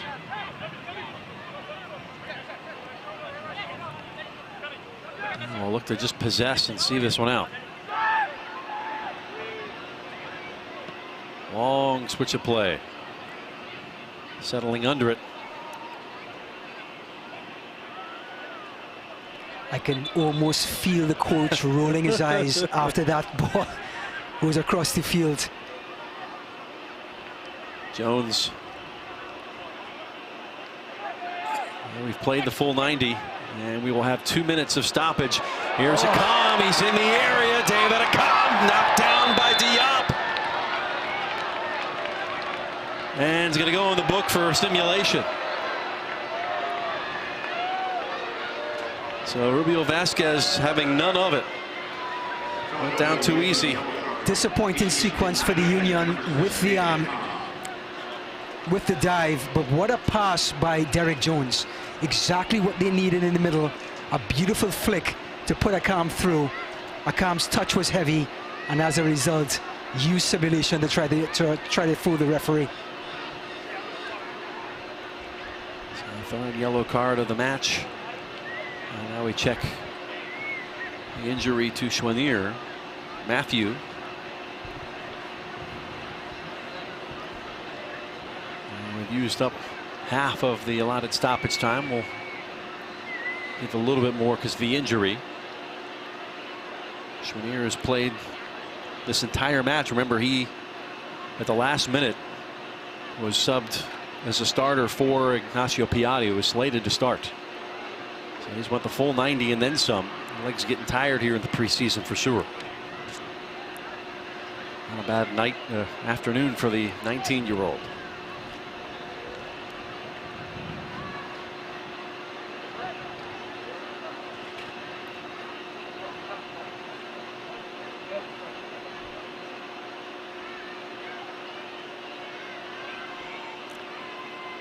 As it stands, Urruti's 27th minute goal will stand up and be the game winner.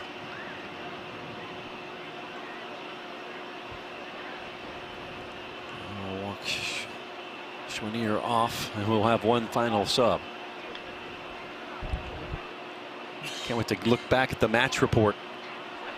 See how many subs happen. It's got to be close to 20. I think I saw the reserve coach warming up back there, Jeff. I think there's a shot. Who's left? So just to get his name, Clement Baya will get a 30-second run here. Montreal looking to put the finishing touches. Back-to-back preseason victories. They've got 2 more in this stadium against Tampa Bay and DC United, who we will see next. And just wasting the time in the corner. We've played the minimum of 2 and then some.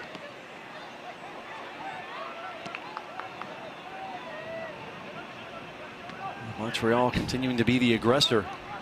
Philadelphia badly needs a turnover. Now 3 minutes have been played. Lovitz will have the last touch of this one. It is over, and the Montreal Impact will claim the victory over the Philadelphia Union. 1-0 the final score. A beautiful first half goal by Maxi Urruti. Great service from the right-hand side by Bakary Sagna and Harry Novio. Important first goal for Montreal. Disciplined performance by the Impact. Philadelphia Union still have some questions to answer. Trying to find a creative force in that midfield and trying to get their press to be more consistent. And that's the answer they need. That's the question they need to answer going forward. First of 2 complete. Montreal wins it 1-0 over Philadelphia. Stay tuned. It's going to be the Tampa Bay Rowdies and DC United kicking off just after 7:30. For Ryan Davis and our producer-director Art Dreiss, I'm Jeff Radcliffe. We'll be right back shortly for Game 2 of the Suncoast Invitational.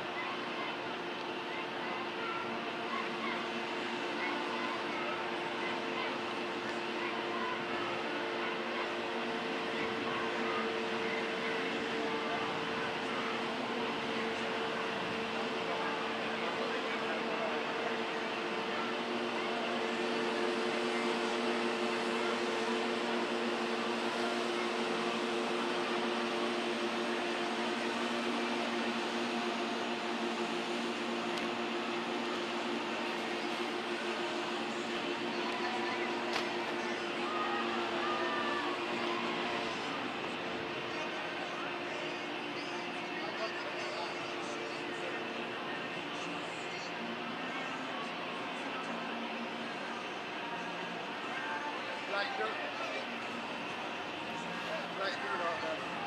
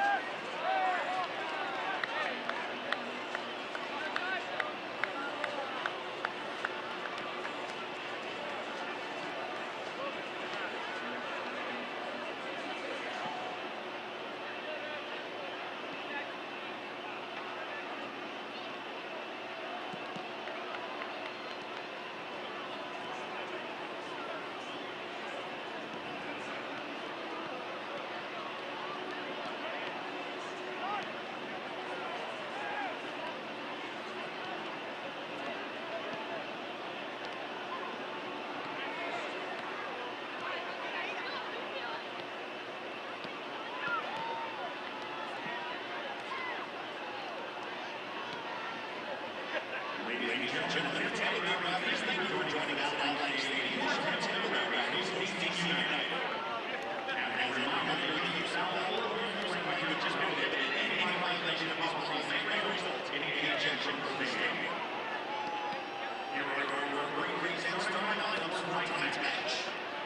Tonight's officials are Matt Bennett, assistant referee Jason White, assistant referee Howard Nash, and official Miguel Marquez.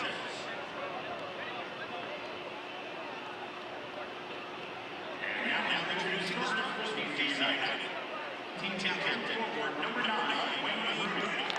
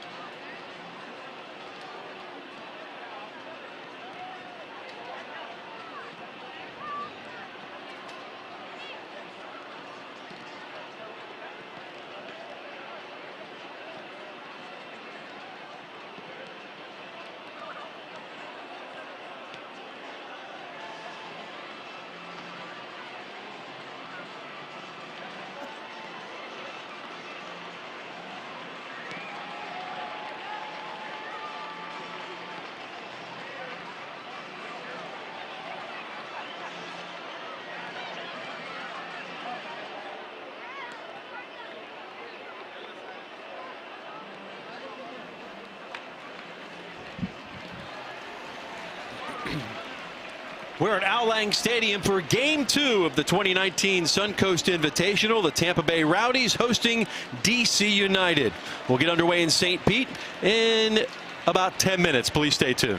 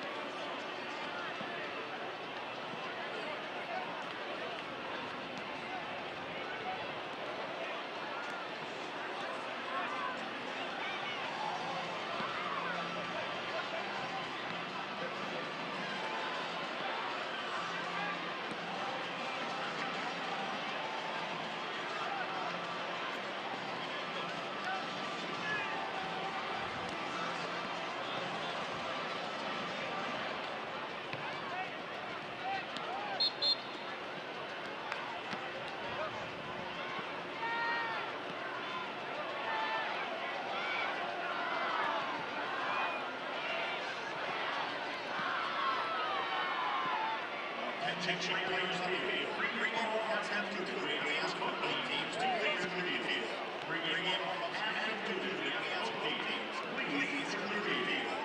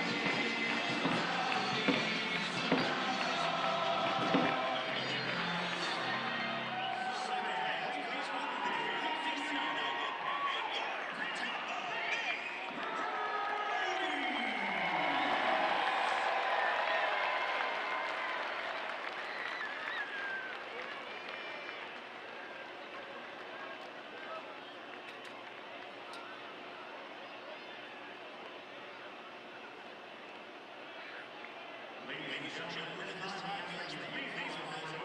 That's playing of the stars back to back.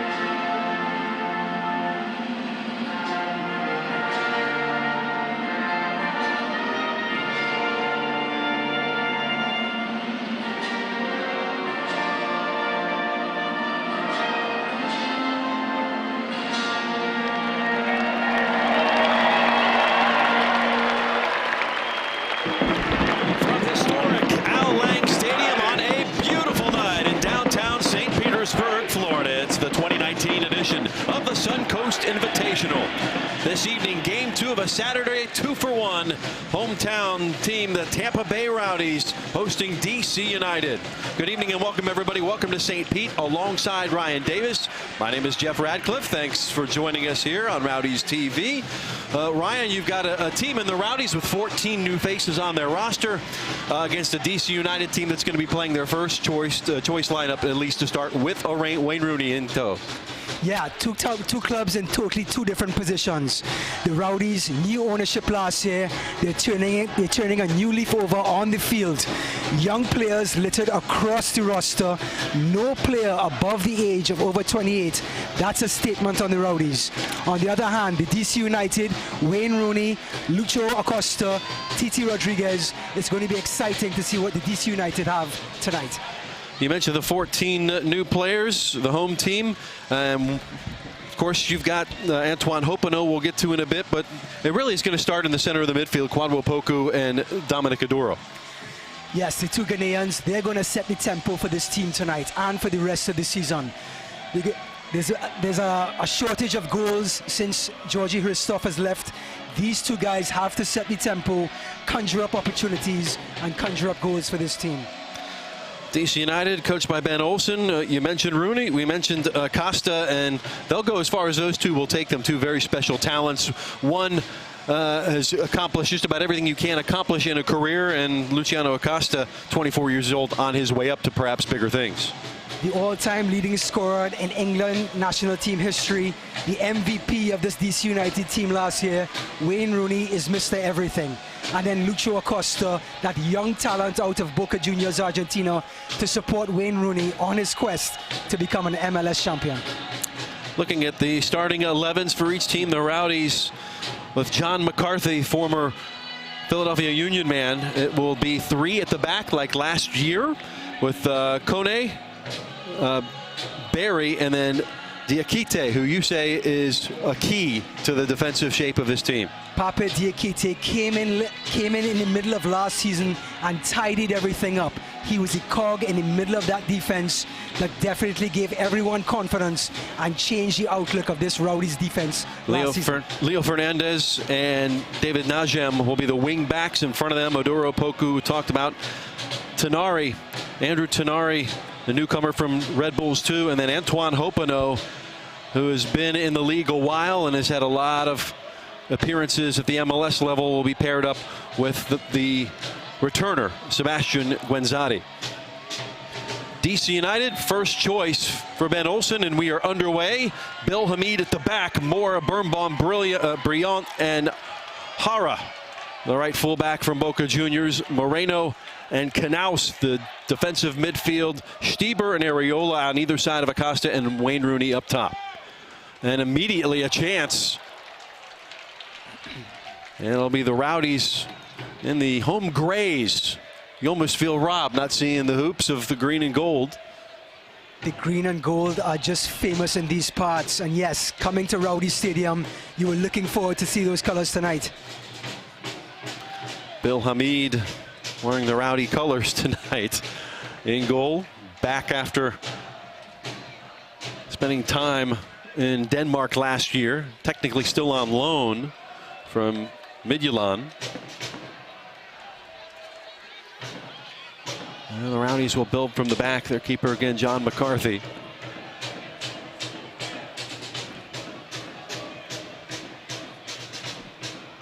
Worked ahead, center of the park.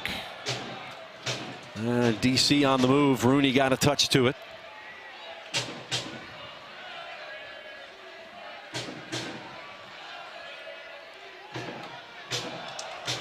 Gets away. Knaus takes a deflection.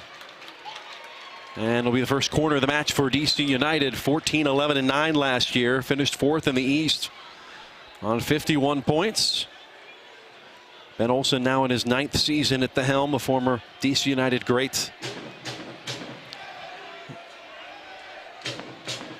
And it will be Zoltan Stieber, the Hungarian, to deliver the free kicks tonight.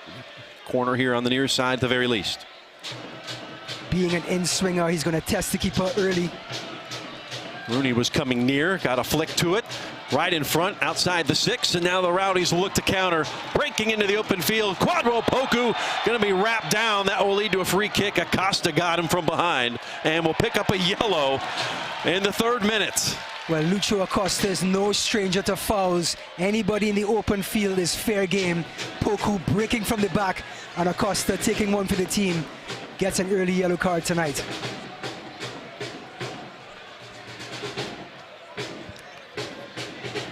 Costa 3 yellow cards all of last season. Certainly was involved in his fair share of challenges, to say the least. So in the 3rd minute, somebody in the book. But you see Poku is a bull in a china shop at times. It has been his entire career.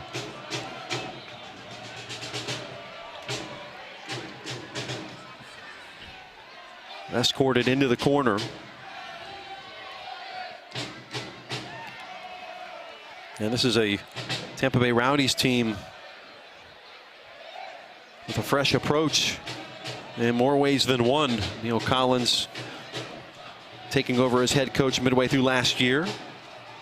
You know, one thing we expect to see from this Rowdies team this year is more energy and more movement. As the team gets younger, there's going to be a lot more cuts, a lot more sharper runs, and as a result, more excitement and more chances created. There's Coach Neil, 35 years old, from Troon, Scotland, replacing Stuart Campbell, former player with Tampa Bay at Sheffield United. Been all over the place. Started in the Kilmarnock Academy in his native homeland. Sunderland, Wolves, Preston North End followed. A new coach, new ownership. At the end of last season, Stuart Sternberg, the Tampa Bay Rays, now owning the Rowdies, so 2 St. Pete professional teams under the same umbrella.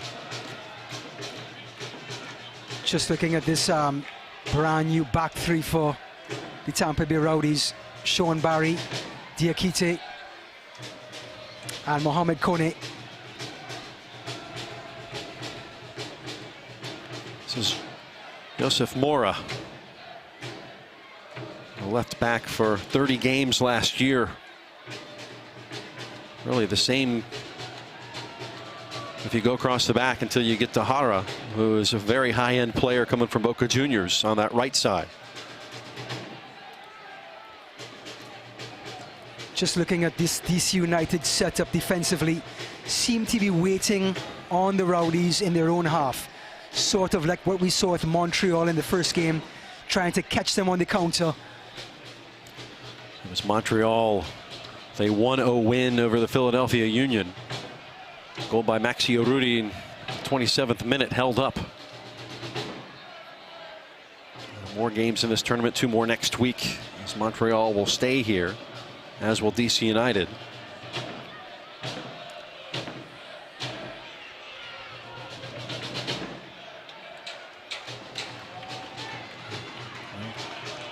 can't get anything into the attack. Hara.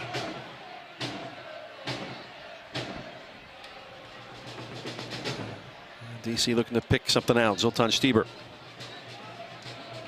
Mara on the overlap. And this just shows the ability of Wayne Rooney to drop deep and start spraying the ball around the park, as he just did. Hara tried a nifty pass, couldn't get it through. On the run the other side is Guenzati. Falls in the middle of the park. To Tenari. Now Rooney catches the goalkeeper off his line. Gave it a go. Gets a, let's say, a cheer. When you're the all-time leading scorer for the England national team, you're not afraid to try a shot. Yeah. Well, McCarthy got back in time. And it's Kone, Diakite, and Barry across the back. But with this energy and excitement from this Tampa Bay Rowdies team, they still need to find a way to find some sort of guile coming through the midfield, some composure, somebody to grab the bull by the horns and guide them through the midfield. Hara. On the right side, Areola. Recently off national team duty for the U.S. He and Poku come down. And we'll come back to the Rowdies. 11, 8, and 15 last year. 41 points, 12th place. Not up to standard, as you would expect after being at the top half of the table most of the year before. Great to see Poku coming all the way back just now to defend, showing his commitment early in this game. Poku coming over from Miami FC last year, and a couple of good years with New York City Football Club.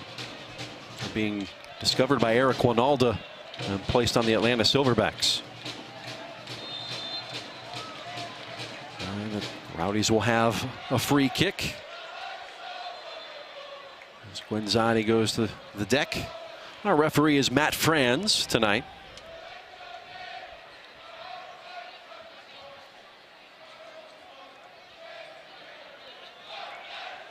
Switch it around the back. Kone. Continue the run. Fernandez splits two defenders. Great touch from Fernandez, coming out to clean it up. Leo Fernandez always has the ability to find space for himself. Did it again just now, and the Rowdies are going to be counting on him on that left-hand side all season long to provide service. Briant put out the fire. Near side corner here for the Rowdies.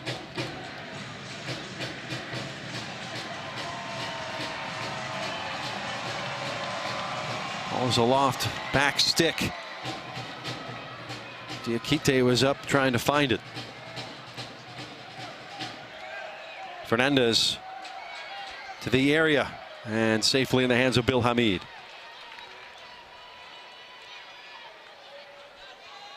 Six caps with the Stars and Stripes, Hamid.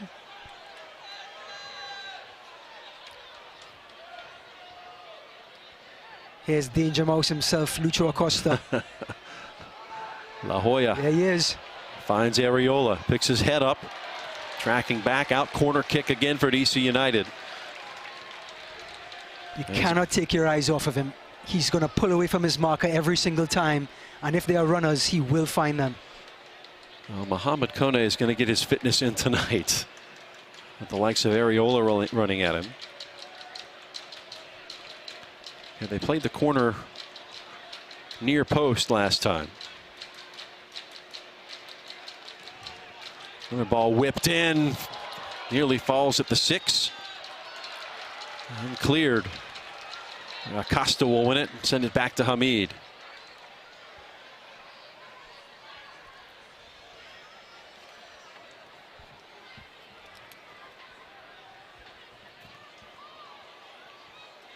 Rooney.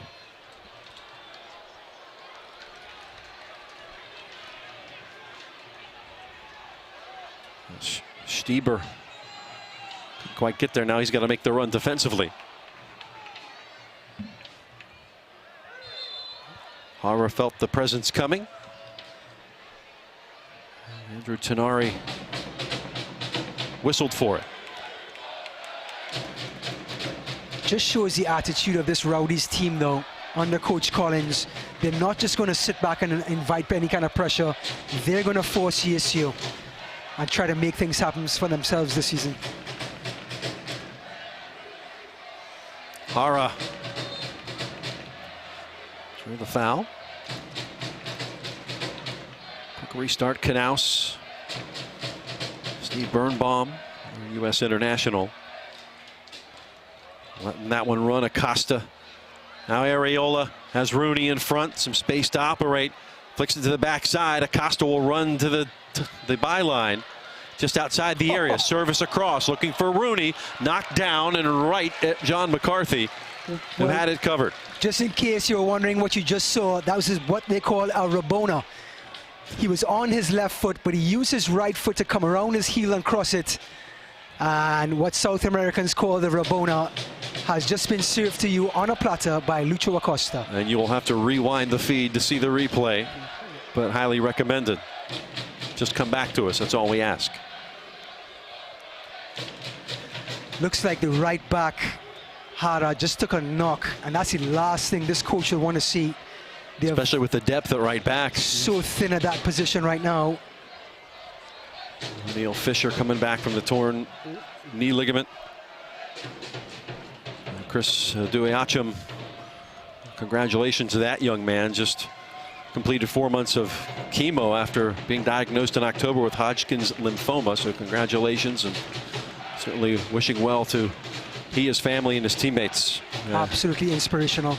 I'm sure he's watching back in the DC Metro. We'll roll back to McCarthy. Yeah, but it's the point taken. Hara is it right now. Yeah. So there's people you can move out. Akeem Ward, a newcomer, drafted here in 2019, about a month ago. That was an awkward bounce for Leo Fernandez.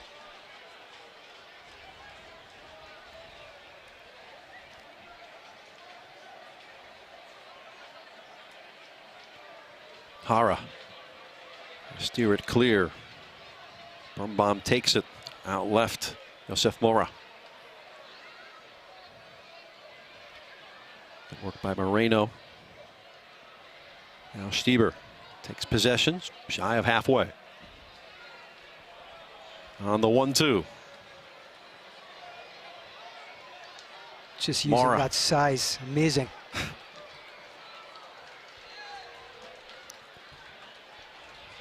Pape Diakite listed at 6'2", 209. Fernandez will catch it.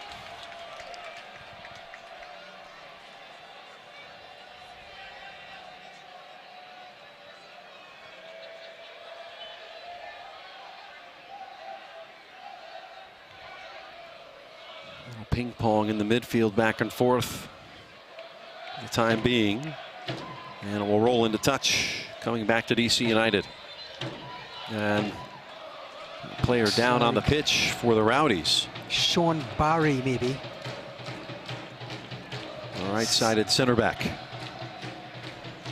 That is the case. Newcomer out of Miramar, Florida. Looks like he landed awkwardly on his wrist, maybe. Saw him reaching for his hand. Well, it's a good thing you don't need it in this game, right?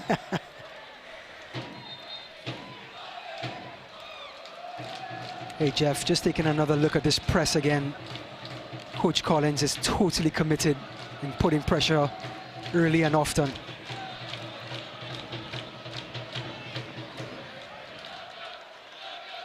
Fernandez comes up with a loose ball.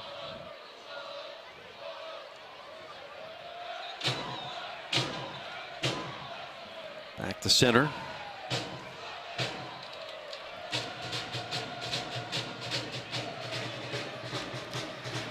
Just looking at the little Andrew Tenari, all 5'6" of him.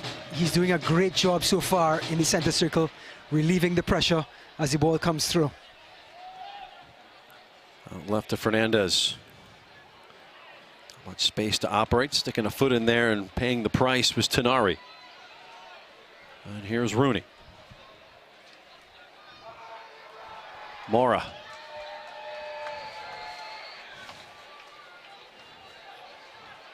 Wayne Rooney, the Man U legend. Slipped that one in behind, but Hara and the rest of his teammates not on the same page. It has to say something when you're the trademark of two separate leagues. In the EPL, he's the trademark with that bicycle kick that he did against Manchester City 3 years ago or 4 years ago. And then you fast forward 4 years and he becomes the trademark of the MLS after that incredible sequence he pulled off against the Orlando City. Yeah. Jeff, were you I was in the house for that one. Yeah, that was an amazing feat. Not to be ever forgotten by those fans in purple up I-4. Tracked down Will Johnson about midfield when Orlando was looking at an open net. Served a ball all the way across the field inside the area, and it was Acosta to head it home for his hat trick. Now Rooney was never always a striker. As a youth, he played deeper in the midfield and showed that tackling ability on that play. And he still does up to this day. And when he played for England, come back and help out. Poku picks it up in the circle. Working out right. Trying to drag his way through was Guenzati.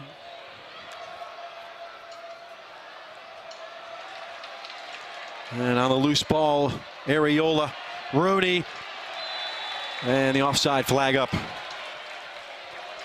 Good bit of interplay from DC United, though. Wayne Rooney was trying to get back from an offside position and just couldn't get back in time.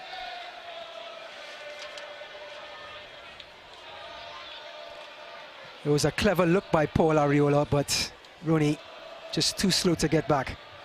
Areola now on 19 caps, 3 goals. Scored a goal on his birthday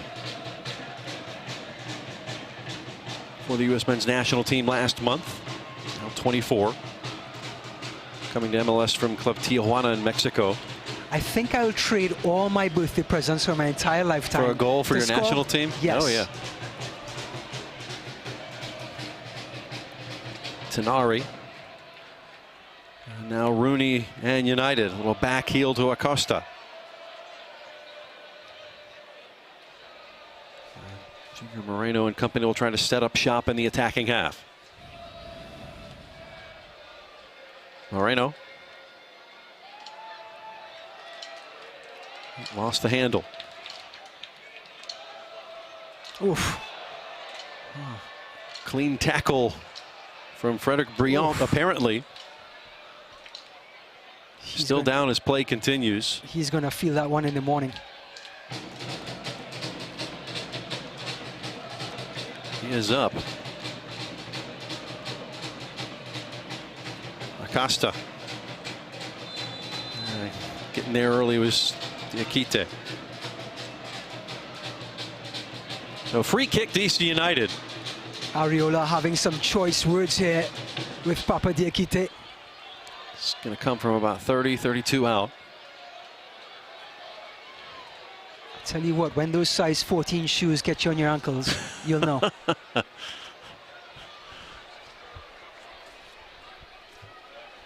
Stieber, Costa, Rooney discussing the course of action here.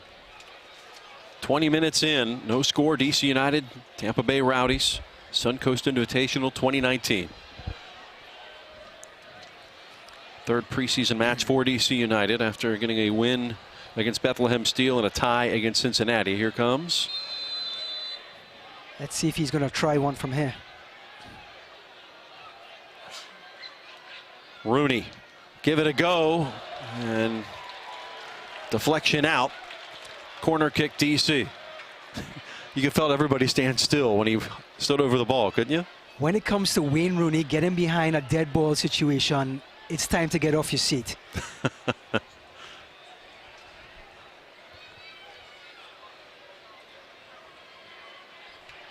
Acosta will serve it up with the right foot. Whipped in, not clear to come all the way through. We'll do it again on the near side. Those whipping in swingers at the near post, just a nightmare for defenders to defend against. Sends shivers down the spine. Stieber will do the honors once more with the left. See McCarthy into direct traffic.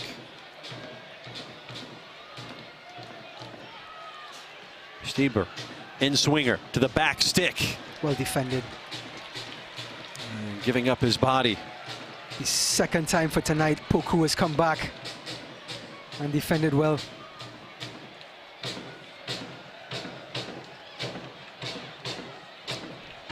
Might have been Adoro. I think you're right. Still third straight corner.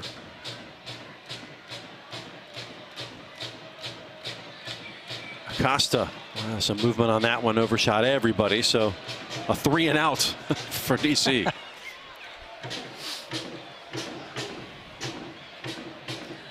The drums are rolling here in St. Pete. Ralph Sma backing their side. Battle for the 50-50. Getting there is Guinzotti. Can't keep it long enough. Guinzotti knocked to the turf. Free kick, Tampa Bay. The Rowdies forward Sebastian Guinzotti, such an active player. Coach Collins will be looking to him to get some more goals this year.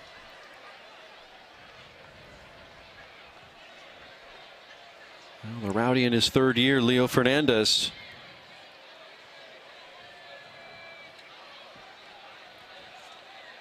Let's see if he can do what Wayne Rooney couldn't. From a dead ball. This is a weird angle, but perfect. Send it to the back stick. That's where he goes. And an infraction inside the area gives it back to DC. I don't think anything drives a coach more crazy than that. You have a dead ball situation, and to give up a free kick that easily completely lets the other team off the hook.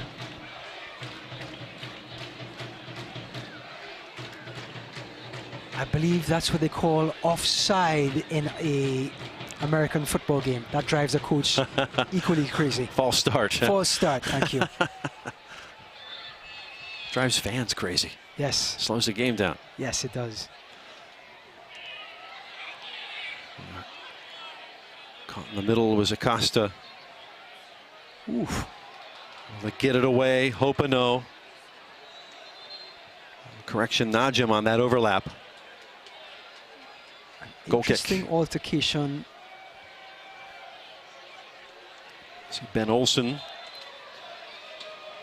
MLS Cup MVP, 1999, after being Rookie of the Year in '98 as a player. I think the referee missed an infraction from Lucho Acosta, just pulling down Tenari off the ball, completely missed it. Hamid, Hara, and taken away. Fernandez going to serve up a ball. Coming back, helped defensively was Mora. And drilled, and in the hands of Bill Hamid. Rowdies fans last year will remember Dominic Aduro's dramatic strike to win the game for the Rowdies late in the season. So anytime he gets a chance to cue one up, he's going to take it. Well, Adoro was his only goal of the season. But if you're going to have one, that's the one to have, right? Everyone remembers it. Had it in the air off of Briand, and we'll have a corner kick for Tampa Bay on the stroke of 25 minutes.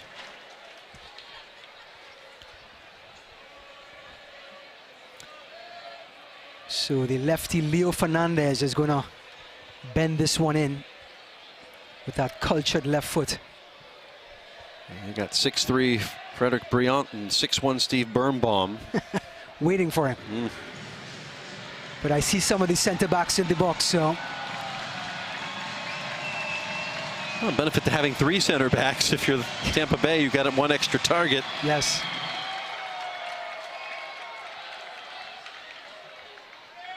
Thin falls inside the 18. Turnaround shot. We'll come back out and we'll have to track it down. And we'll reset.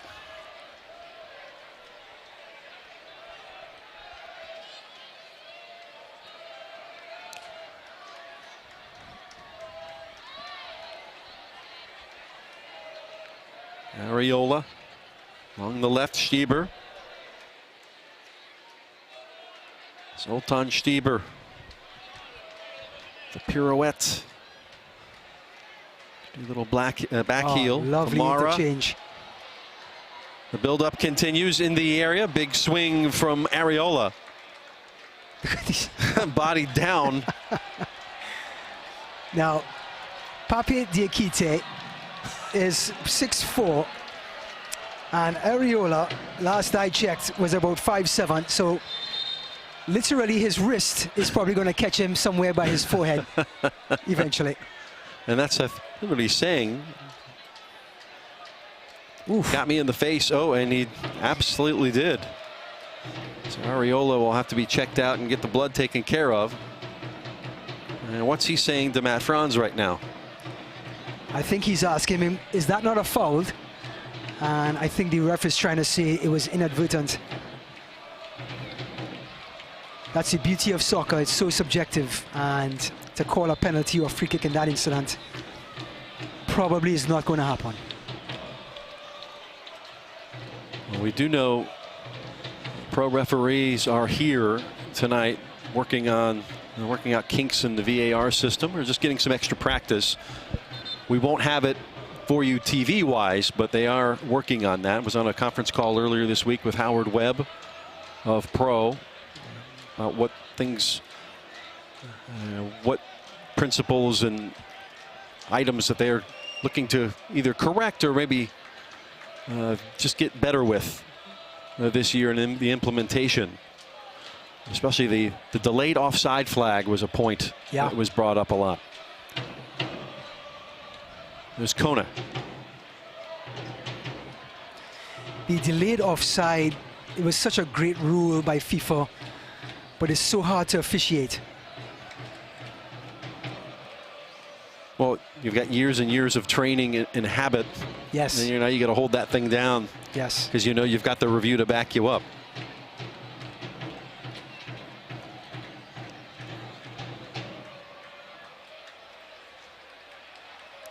Sean Barry seems very comfortable on this right-hand side on the ball. Coach Collins must be licking his lips. Barry with RSL last year had 4 appearances. The team from Sandy, Utah. Mora trying to bring it out himself. Comes back to Tampa Bay. So 30 minutes in, and the Rowdies are totally holding their own here in Rowdies Stadium against a legitimate Eastern Conference contender. With their first choice lineup in. With their first choice lineup. Kudos to Coach Collins. But usually if you're a lower division club, there's a little bit extra, a little bit of motivation, a bit of a chip. It's a place where a lot of these players want to be. Yeah. With eyes on them. Kone. So it's not uncommon to see teams from USL knock off MLS teams in friendlies, exhibitions, and US Open Cup. Saw a couple of weeks ago Las Vegas Lights whipping up on Toronto FC 5-1. Wow. At Cashman Field. I'm not sure if you're a fan, but I'm a fan of the English FA Cup. Yeah. And to see some of these lower end teams battle against the Premier League teams is something to behold. Yeah, you lighten up your starting 11 at your own peril. Yeah, yes. Fernandez earns the corner. And I love the name of the grounds. It's somebody's road or somebody's cottage where you're going to go Yes. play at.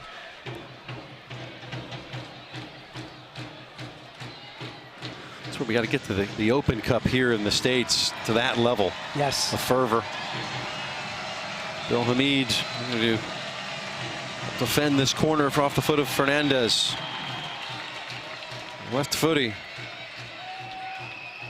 Oh. Headed back right at Hamid. That's a tough ball to head going away from your body, or going away from the ball.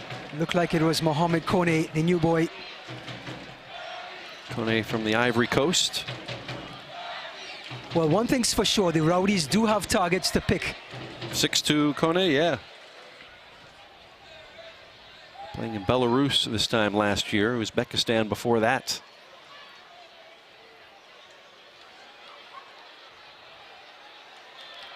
Oh, That will yield a free kick.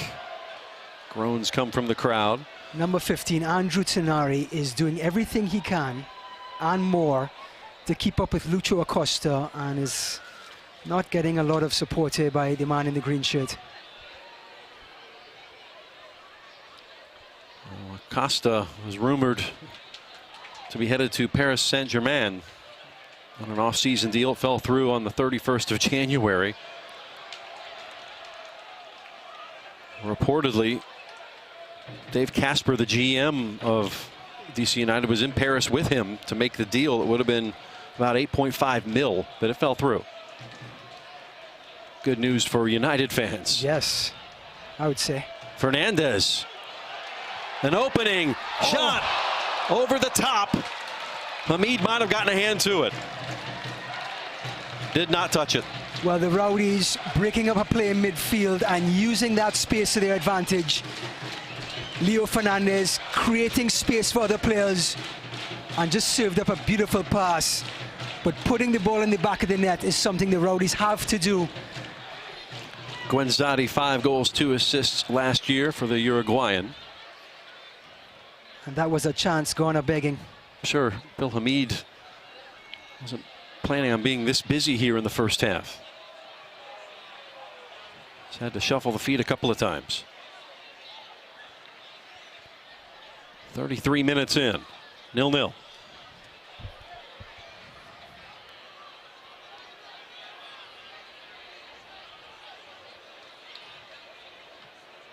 Well, that one didn't go to its intended target, but safe ball nonetheless from Kone.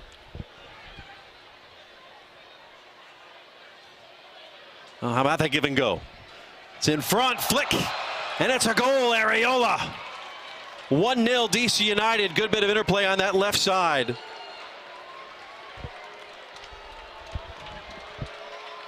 And just like that, DC on top, 1-0.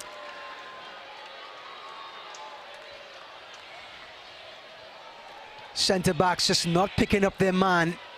Ball coming down the left-hand side. Good bit of skill, good service. Good job by DC United getting open and tucking the ball in the back of the net. And the MLS team have gone a goal ahead. This after Tampa Bay had a good spell of possession.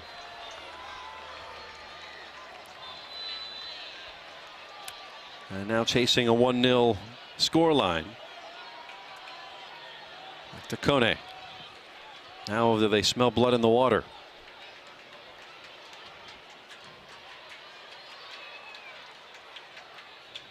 You always see it. You miss a chance on one end and you give it up on the other. It's like Murphy's Law. Yeah. So Paul Areola the goal. In the 34th minute, the difference so far.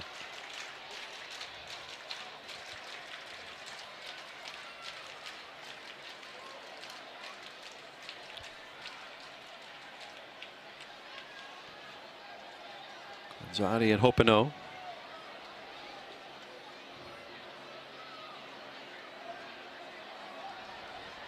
Good turn and running out of real estate. Hopino seems like this shifty sort of attacking player, something the Rowdies definitely need in their roster. Trying to create some space for the team out there on the right-hand side. Didn't work out in that point, but Coach Collins will be happy with that sort of energy and that sort of adventure. Up a bit of a journeyman since featuring with the Philadelphia Union for 3 years, 2012 to 2015, as Hamid takes a seat. Early evening grass getting a bit wet. Poku releases it long. Quenzati to the byline, to the turf. Goal kick. Oh, that has to be close. Quenzati getting by his man. It seems to be Hara, the Argentine right back. The Uruguayan put his body in between him and the ball. And I think Hara took a push. Should be close. And it looks like the referee. His hand to ear, so they're in the process of the check right now. Of course, if he makes the TV square with his hands, then it officially goes to a review. But a check from the VAR at the moment. And our referee Matt Franz happy. Vindicated with his call. Yes. Kone with the Akite. Hit from Maduro. Oh, nicely pulled down by Stieber. Races on for Areola. Keeps it in. Great tackle. Just to make sure. Mohamed Kone was waiting for him just in case he retrieved it. Hara, little stutter step.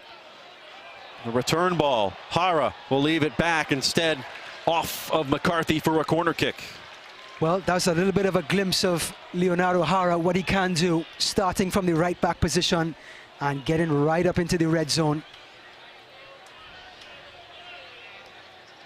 Hara, of course, had that amazing run with Boca Juniors all the way to the Copa de Libertadores final that, funnily enough, ended up in Spain. That's right. Don't understand how that happened, but hey. It actually happened because of two River Plate fans.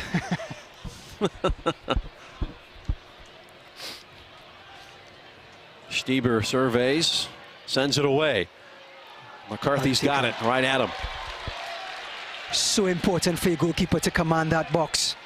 It takes a big load off of the defenders.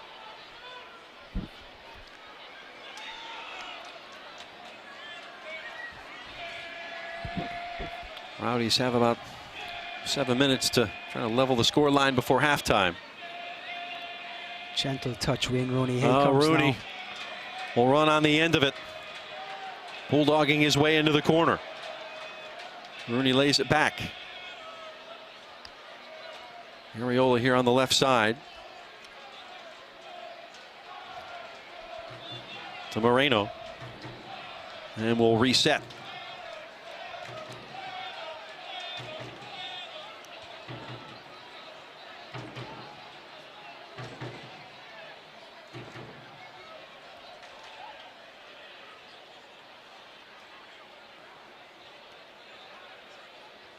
DC playing a bit of possession. Now we'll get the switch.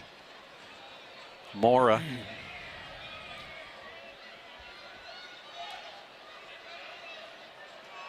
Rooney, ball to his feet. Comes center. Rooney. Stieber. And good kick save.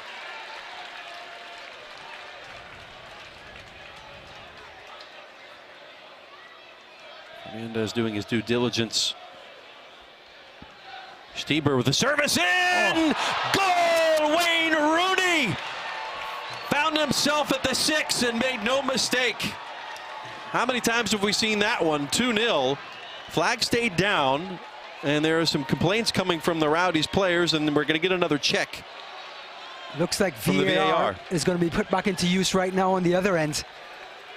But beautiful service in from Stieber on this right-hand side, cutting back on that favored left foot. In swinging cross, and Wayne Rooney with a great diving header. And we will go to a review. So the VAR has told Matt Franz, you need to come take a look at this. So it seems like the appeals of the three centre backs may have paid off. We shall see. Just a word to those of you hoping, we do not have replay availability for you on this stream. You can always roll it back and look yourself. What do you think he's looking for? I think just at the point of contact with the ball, where Wayne Rooney was at that time. Just at the point of Steiber. Here we go. Right. We do have a replay. Very good. I think we're in the Matrix now. He's looking at the point. He's onside So when it's released. Now, Acosta was in an offside position, but he never featured into the play. correct. If Rooney was in line with the centre back when Steiber struck the ball, he is onside. And here's the adjudication Yeah, you got it. from Matt Franz. Review over. Mike on. After review, the call on the field is offside. And so offside it is, so we deny Rooney the goal. We saw Costa in front of him in an offside position, but he affected the play enough for McCarthy and maybe somebody else on that back line to have to worry about him. Yeah. If there's anybody out there doubting VAR, you need to see a game like this. VAR has to come into play more often than not. Well, the objective is correcting clear and obvious errors, and we're able to do so there.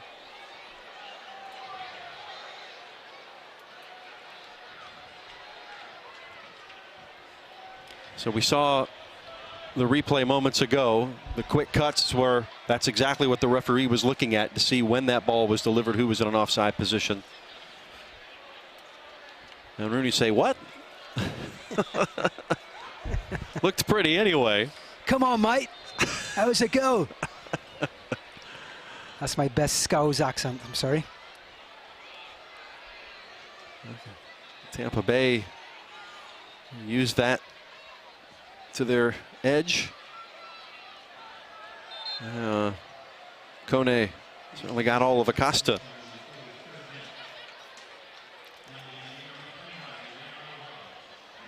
Luciano Acosta, 5'3", 130. Mighty Mouse. Mora, make that Kone 6'2", 185.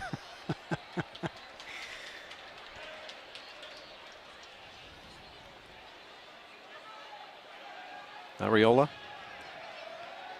contested by Fernandez. One of the many reasons why they call this the beautiful game. Both the 6'4" and the 5'3" man could be on the field, Yes. earning their keep. And that's not irregular. In other No. sports, you got those outliers. Yeah.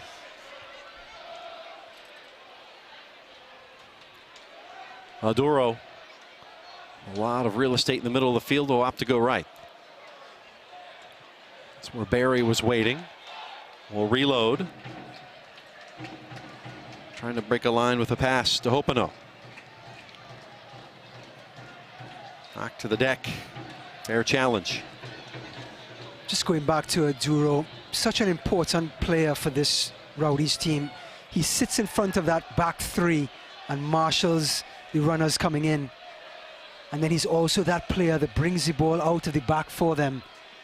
Just a priceless player to have.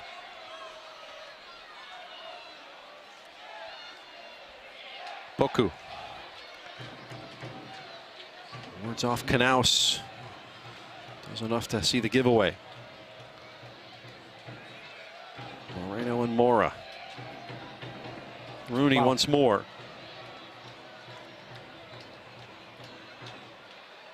Costa turns on the brakes.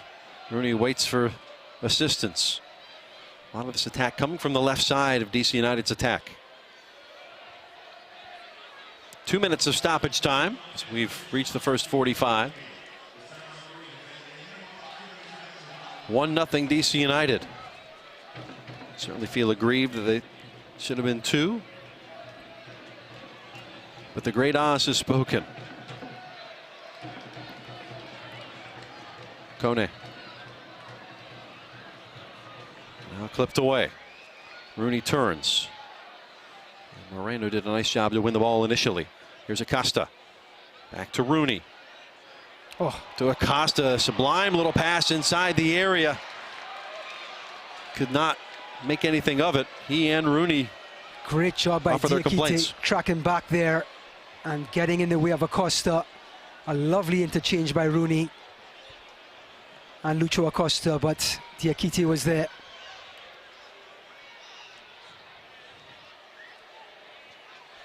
About a minute remains of that 2-minute minimum.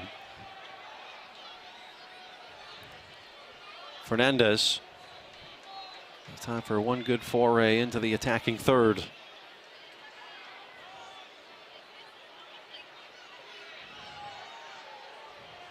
Runs out of space. So DC United with about a half minute, as we already discussed. They can score in a hurry. Yeah. Showed that last year, especially when Wayne Rooney came aboard. So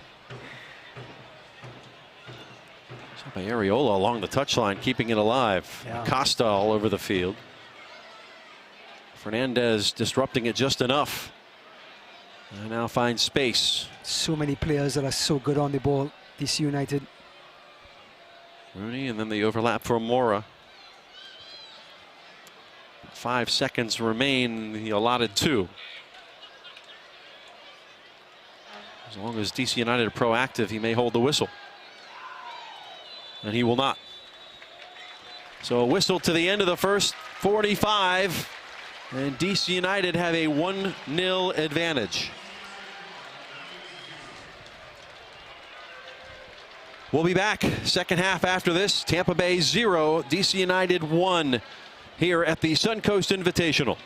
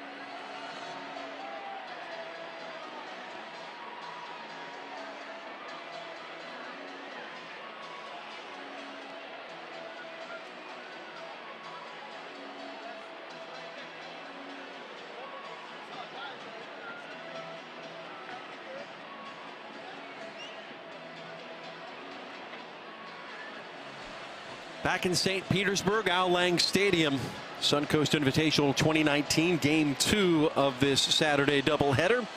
And DC United leading the hometown Rowdies 1-0. The goal from Paul Arriola in the 34th minute, assisted by Lucho Acosta. I'm Jeff Radcliffe, joined by Ryan Davis here. What do you make and what adjustments do you see coming up for this second half? Well, first off, 45 minutes into this game, Coach Collins has to be very proud of his team. They're playing against a full-strength DC United team, and they're only down a goal to nil. The back three, the centre-backs of the Rowdies, did a great job for the most part in the first half. Now, I see Coach Collins in about 20 minutes into this preseason game to start sprinkling in some new talent and some younger faces to try to get them used to this sort of atmosphere and this sort of level. Yep. Little housekeeping issue. There was a substitution with a couple of minutes left in that first half for DC United. It happened during the video review. Ulises Segura subbed on for Leonardo Jara, who we saw go down earlier. And again, thin at that position are DC United right now. So taking all necessary precautions with the season 2 weeks away. DC going to be hosting Atlanta United on March 3rd. I think if you asked Coach Benros on the one position he didn't want to have an injury tonight, would have been right back. And down goes Leonardo Jara. So Segura, a forward, usually steps in, and now the DC United have to make some adjustments here on the fly. And he is at that right back spot. He can play in the midfield and forward. You've seen him in forward dispel Rooney here in the preseason. There's a rumored addition, Quincy Amarikwa, but that's not official, to replace the lost Darren Maddox, who went to FC Cincinnati in the offseason. A little disgruntled with lack of playing time when Wayne Rooney comes aboard. You can expect that. You're going to have it's understandable. You're going to have to pick up the scraps after that. Yeah. So looking for a backup striker as well. Maybe Amarikwa's it. Underway, second half here in St. Pete, as the Rowdies now go towards their fan base in downtown St. Petersburg, and we'll go into a defensive posture now. The drums are back up and beating. St. Peter's alive and well. Great venue for the beautiful game here at Al Lang Stadium. Just a stunning night here. Well, the folks running the organization have done a wonderful job over the last couple of years, and I know the organization changed hands late last year, but have done a wonderful job transforming this from a baseball field to a soccer-only facility. It's one of the best places to play a game in USL, that's for sure. The fans help make that atmosphere possible. Yeah, I can see clubs from all over this country coming here for spring training just to be part of this atmosphere. Able to collect was Najem. Well, Mora will have the throw just shy of halfway. Rooney. It'll be interesting to see how long number 9 goes for DC. Yeah. Knowing that there really isn't a true sub, you can move Segura up there. Yes. But also the fact that he picked up a knock in the FC Cincinnati or the Bethlehem Steel game and then came on as a sub against Cincinnati. Oof. Oh, and that's not going to make him feel good. The number of that truck that hit him, Akite. But someone of Wayne Rooney's stature and experience, the coach trusts the player to go maybe at 80%, not 100%, and not to get injured. Akite, I believe, just got a yellow for that. So he goes into the book of Matt Franz.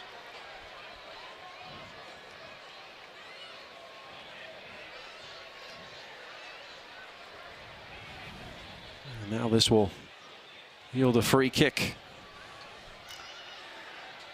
All right, boys and girls at home, Wayne Rooney is about to kick a dead ball. If you want to learn the technique in striking a ball, tune in right now. Well, certainly plenty of space to get it up and down, as Stieber is the left-footed option. Wayne Rooney standing over. Will be Rooney to the back post and right to McCarthy. Spun on him a little bit. Good job by McCarthy, though, taking control of that box. Takes a lot of pressure off of his defenders.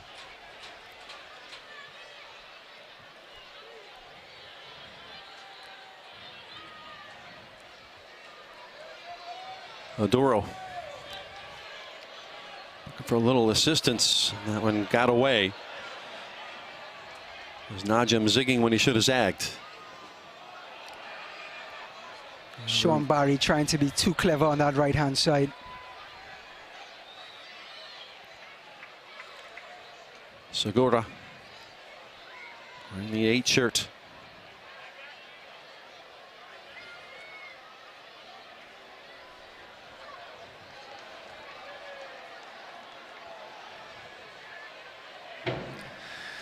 So it looks like Russell Canoose has gone back into that right back position. Yes, and Akeem Ward is there on that right side as well, number 30.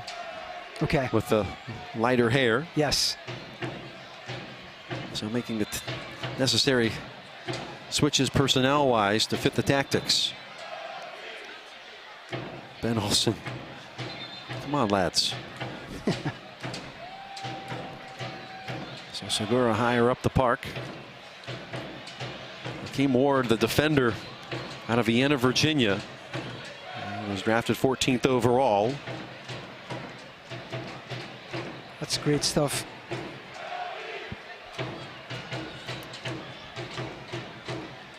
Out of Creighton in Omaha, Nebraska. Oh, lovely pass out here. Here's Najim. Offside flag comes up on Hopino. He was looking back over his shoulder to see. But still very positive, the interchange between Najim, Hopino, Poku. So it is Akeem Ward at right back at the moment. Segura is pushed higher up at that right side. He's under the ball now. Heads it into the area. McCarthy has to come out to punch. And this will get away.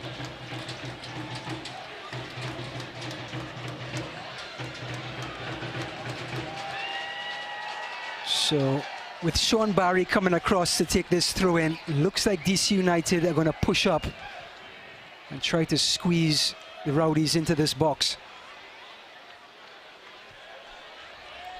I'll move the ball up the line.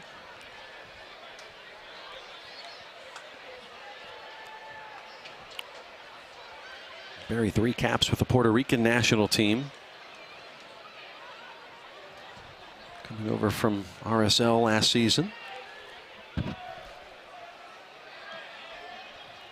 Hamid, calm under fire.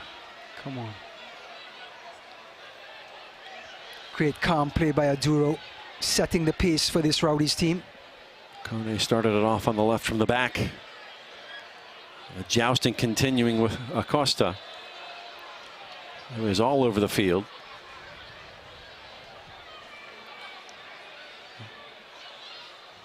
DC United ball.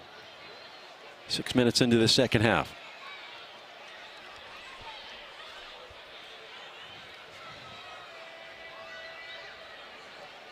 Bryant gives it a look towards Rooney. Come back to McCarthy. Playing as the only forward, which he is, it is so much work, so much running. And the 3 centre backs are taking every shot they can at him. He's certainly used to it. I'm sure at this point in his career, though, you want it to lighten up a little. It's just going to hurt that much more in the morning. Segura able to earn the throw in. Costa Rican international, subbed in 43rd minute for Leonardo Jara. Positive pushing up now for Tampa Bay. Cheaply given away. Tenari was waiting for that runner to come up behind him, just never came. Mora. Down from behind. Some good tenacity, though, on this right-hand side. Rowdies not allowing DC United to advance.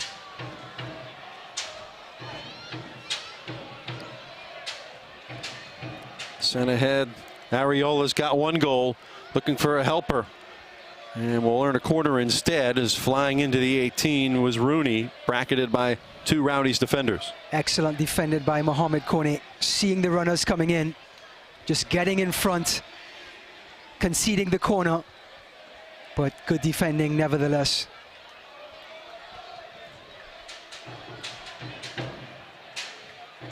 Who's watching him? Who's watching him? If it's one person, It's we're not hard going for to leave number 9 to get wait. lost. That's for sure. Costa, the in-swinger, punched out by McCarthy. Good punch by McCarthy. Getting it out of danger.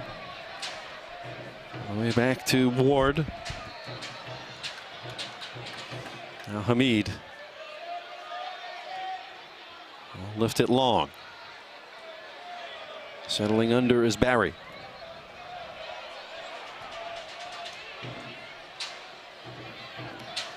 Sean Barry from Miramar, Florida. A Florida native. The Coming back. more the merrier. Coming back home in a sense. Knaus. Switched wide. Now Ward crosses the halfway line. That's where he'll stop. Rooney. Chopped down, foul. He is target number 1 tonight.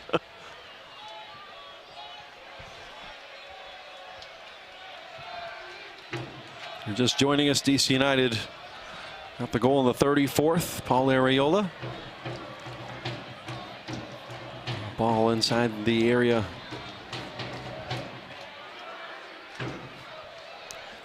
Costa had the assist in that goal. And earlier today it was Montreal 1-0 over Philadelphia Union.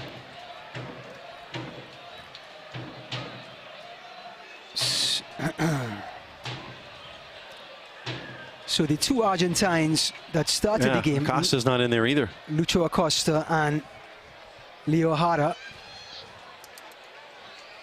are both off the field now. So Segura came in for one, and it's a Ward was the second change.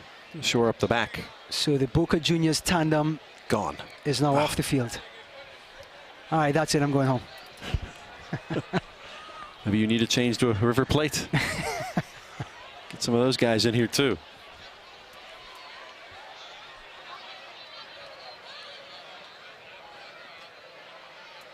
Game is slowed as far as pace goes in the last couple of minutes.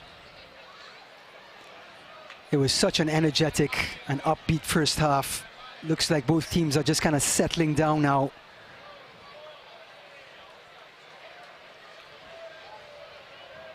Knaus, diving attempt at saving it in.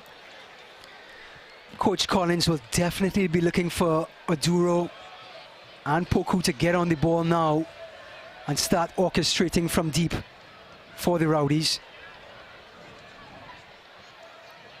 Here's Oduro right here, and he's muscled off the ball immediately. By Arriola. Coming back to help. Here's Rooney. Segura down in the area. Nothing coming from that. Clever back heel by Rooney, but well read by the Rowdies. And it looks like Oduro is down. On that challenge from Paul Arriola, which he took it.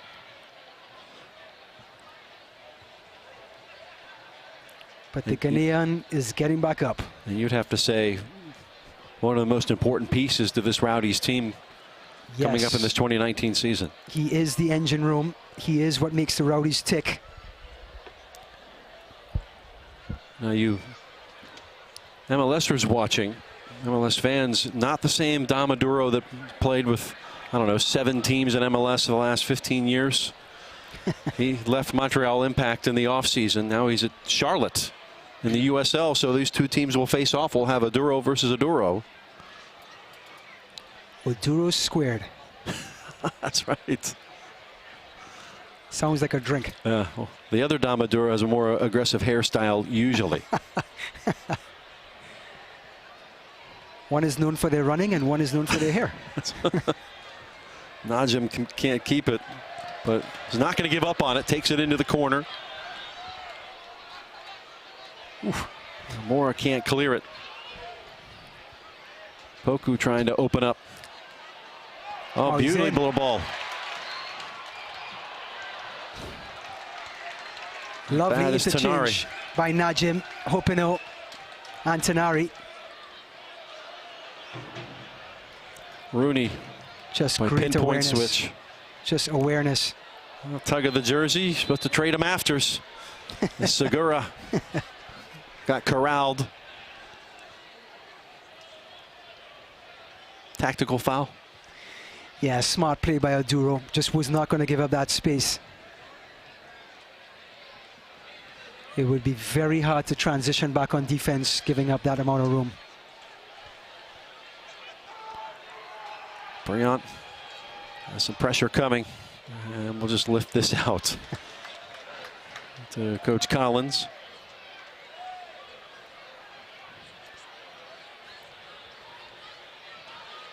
Up the side was Fernandez, and here's another change for Ben Olsen's crew.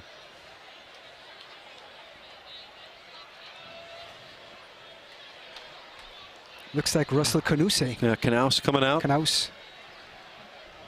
I didn't catch the number when the board went up. And yeah, Chris Durkin. So Virginia native. 27 apps, now in his 4th season with DC.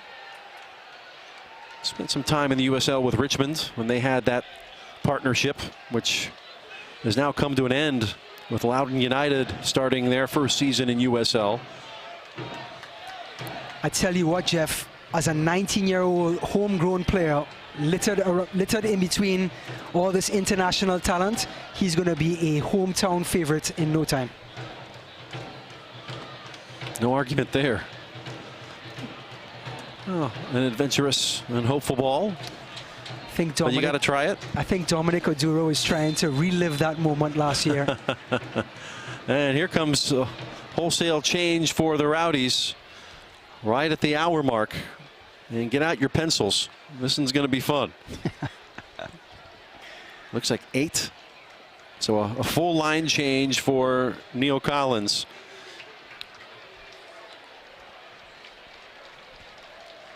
See Brandon Allen, one of those coming in.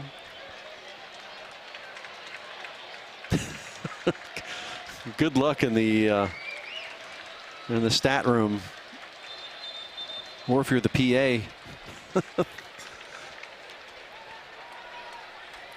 Try to keep you apprised of everybody that just came in.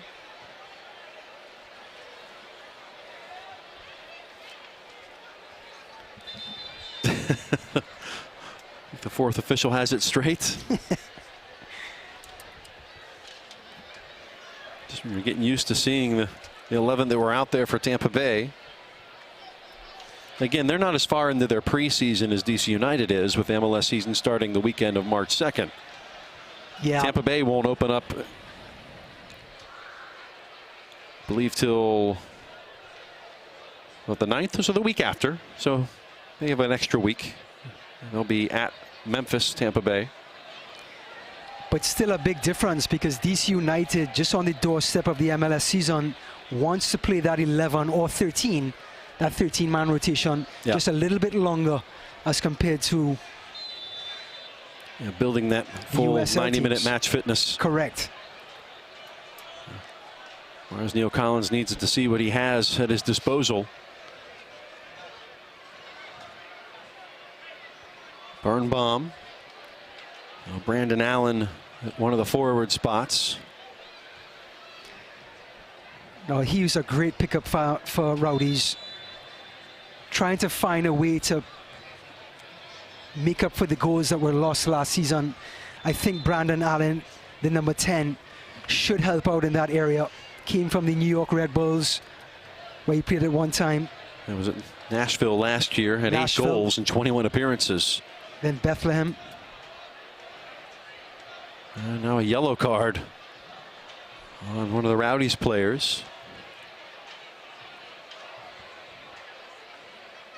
Well, there you go. Now he's wearing the 11 shirt. Is that why he's being sent back? Because that's a Leo Fernandez shirt. At least that number.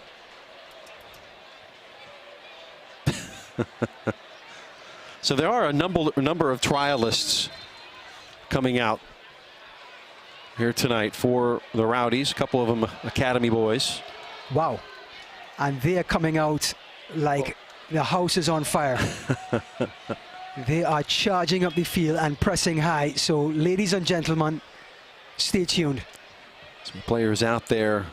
Juan Tejada, Ramsey Torre, Eddie Tavares, Jack Casey, Dan Wintermeyer, Robbie Sorenellis, and Zach Ham all seeing time this preseason.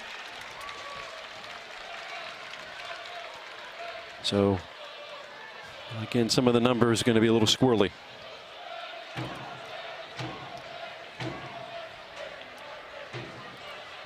Tariq Murad in there defensively. Oh, great kick by McCarthy. Right down in this corner, putting pressure on the left back. Excellent delivery.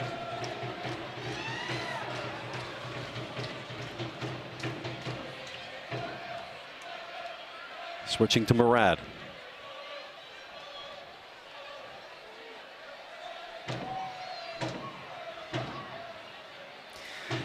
Now, Tariq Murad that came in is an accomplished left back / left centre back. Trying to squeak that one through. What good energy being shown. And they'll learn a corner. Jordan Doherty. Now, despite all the changes, despite the amount of times Wayne Rooney has touched the ball, it is still just a 1-goal game with 64 minutes gone. So the Rowdies are very much in this. Zach Steinberger on. Serve this up. Expecting an outswinging ball. Oh, he hits it on a line. There's Oduro. Oduro. One of the players have stayed in and just missed it to the far side. Looking to bend this one in for a change. Good effort by Oduro. And he's showing his willingness to fire at any angle at any time. Just a bit wide of the target.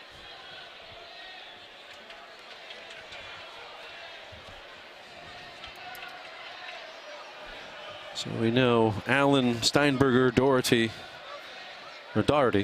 he's Irish. Doherty. Those we know are out there.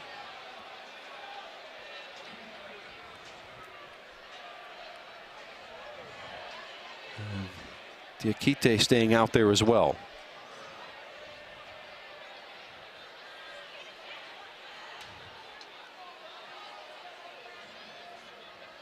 Oh, great turn. Laying it back. Here's an opportunity. Just couldn't get the final ball. Great turn on that far left-hand side and an excellent delivery. Steinberger may have been more apt to try a shot there, but trying to lay it off. One of the trialists there wearing number 13. Gonzatti did not get a new hairstyle at halftime.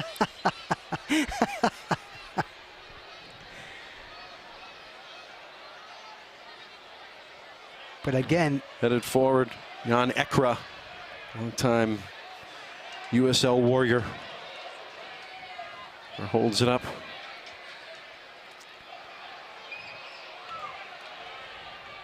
A bit of youthful energy here from the Tampa Bay Rowdies. What I love about it is that they're so young, they don't realize they're playing against DC United. It's like going skiing and just going straight down the hill, breakneck speed when you're 10 years old. Yeah, exactly. I think the saying is the confidence of youth is unbounding. That's a good saying. And you get wise to it. Oh, lovely pass. Ball. Ariola gave it up. Rooney sends it across. Good save by McCarthy again.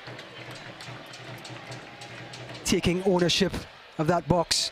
Caleb Richards That left wing back.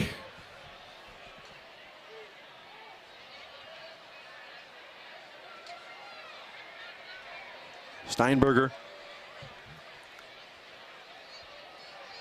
Put on spin cycle a bit. And commits a foul.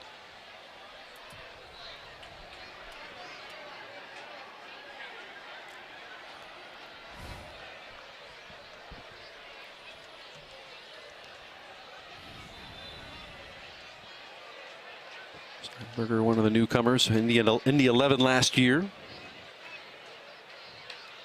Spent time at North Carolina FC, Jacksonville, 3 MLS apps with Houston Dynamo, 2015 and 2016.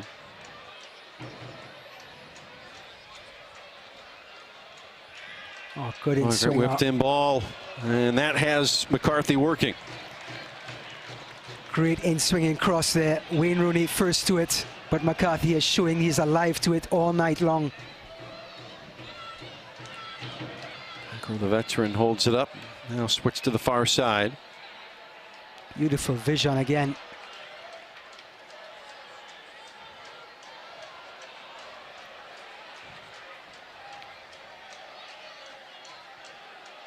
Here's Rooney. Goes towards the corner.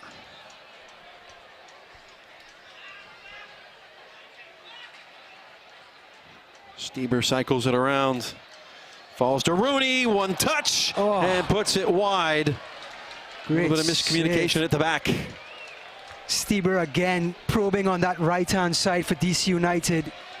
Finds Wayne Rooney in the box, but excellent job by the Rowdies just to collapse on him and not allowing him to tuck that one away. Great ball, great defending. 70th minute, DC United 1, Tampa Bay Rowdies 0 at the Suncoast Invitational. DC undefeated this preseason. Drilled the back post. And over the bar, we'll have a corner.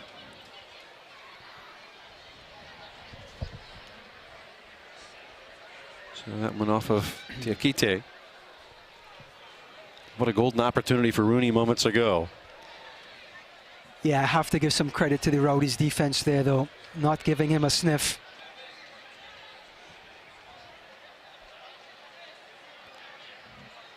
Stieber eyes it up. Ball's away. Oh, backhead flick. And common denominator is going to be a goal kick. So, Jeff, growing up, what was your team? Which team did you like or did you follow when you were growing up? That's an interesting question because I grew up before MLS really started in the DC area. So Okay. I left for college in '95. MLS started in '96, but I've always certainly had a following for the league and an affinity. And Was there a team in England that you liked as a boy? you know, there's always only so much football to watch in the 80s and 90s here in this country. Yeah. I remember watching AC Milan, so they would be on some random channel in Yep. Italian.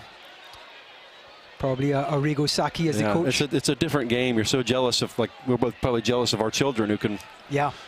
play them on FIFA. Yes. U.S. national team, 1990 and 94, kind of piqued the interest again. Always played the game as a child. Yeah. It's amazing the changes of the beautiful game here in the United States over the last 20 years or so. Just been so fortunate to be around How that. about Ekra? Oh, that move. The man from the Ivory Coast. And we'll earn a corner kick for the Tampa Bay Rowdies. Ekra bringing some flavor to this right-hand side. Just turning the DC Uniteds up and down. And manufacturing a corner here for this Rowdies team. Ekra's not a spring chicken, 28 years old. Charlotte the last couple of seasons.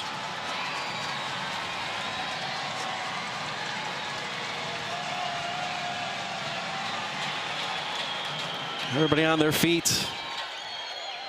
Great To the delivery. back stick. I believe it was Ward that got ahead to it first for DC United. That was Now bounding back in. an excellent delivery by Steinberger. It was a pity no one was on the end of it. Credit Ekra's run, yielding the set piece opportunity.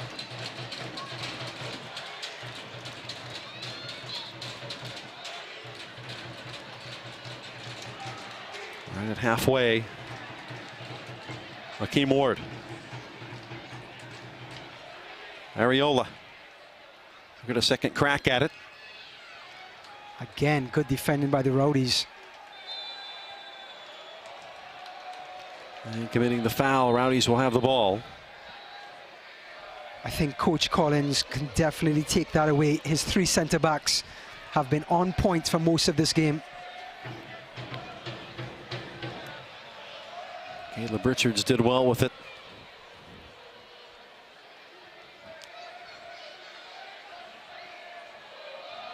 Areola's goal in the first half came in the 34th minute.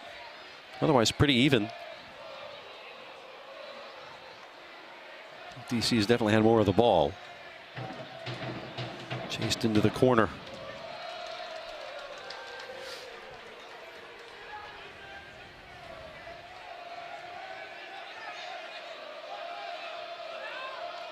Ekra.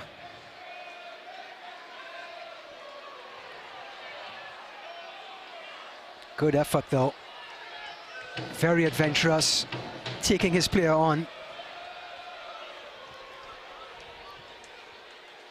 Definitely a spark plug to this Rowdies team in the second half.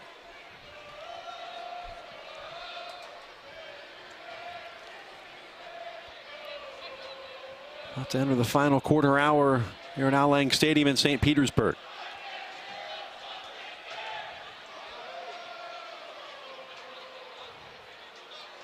Steinberger's been good in the middle.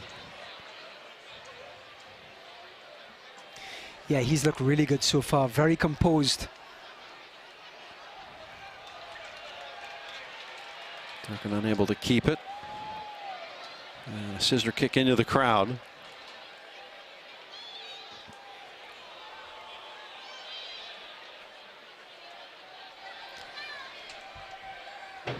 Excellent crowd here tonight. Looks like this Rowdies fan base is queuing up for the season. And many of them here for the earlier game is a 2-for-1 ticket. Yeah, good deal. See Montreal beat Philadelphia 1-0. See Samuel Piette there. Shamit Shom sizing up their competition for next week.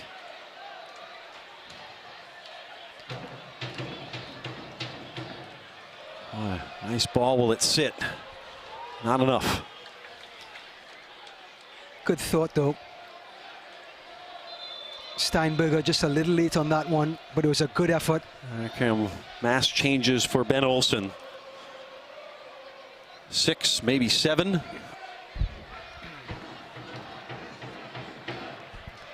They've got a couple of young players that may end up at Loudoun United, about to enter the game, get some great minutes here in this tournament. Brian Kayo, Alexin Saravia, Griffin Yao, Shinya Kodono, and Kyle Murphy.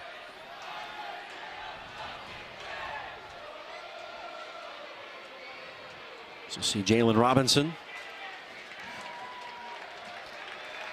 Homegrown player, now 24. What an So opportunity. Wayne Rooney will be off.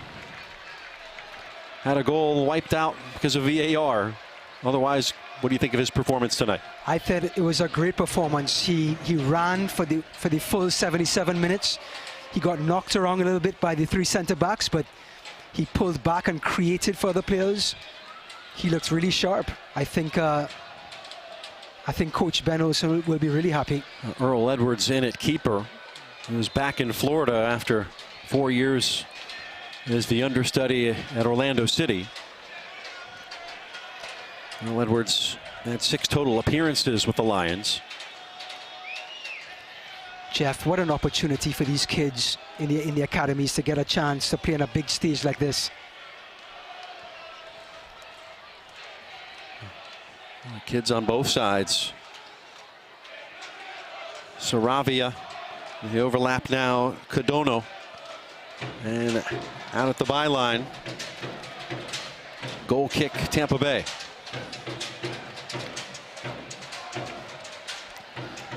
Now, Earl Edwards, when he was in Orlando, and specifically when he was loaned down to OCB in the USL in the 2016 season, earned the nickname the Landlord. I like it.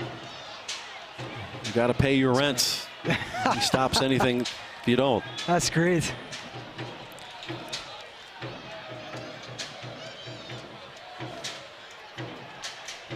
So he and Chris Seitz, the two battling for the backup to Bill Hamid this year.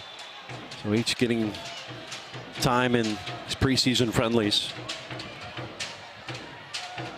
Two good goalkeepers is the option.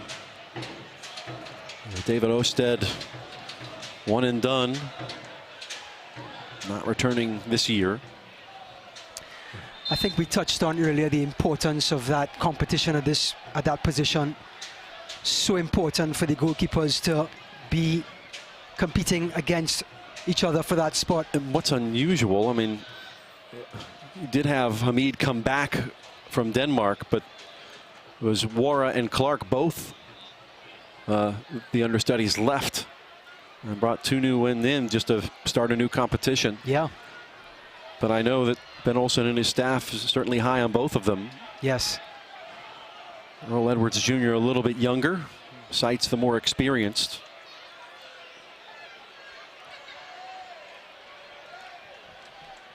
But goalkeeper shelf life a little longer than your typical field player. Oh, that's for sure. Ask Gianluigi Buffon. That's right. Slipped that one through. Akeem Ward has it. Good effort. This kid will run all night long.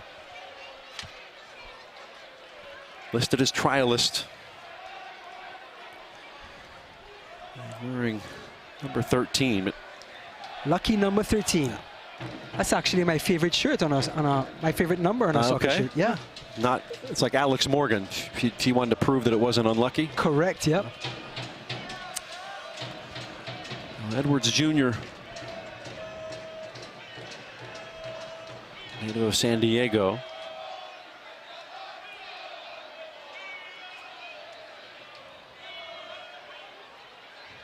And the ball is out of play.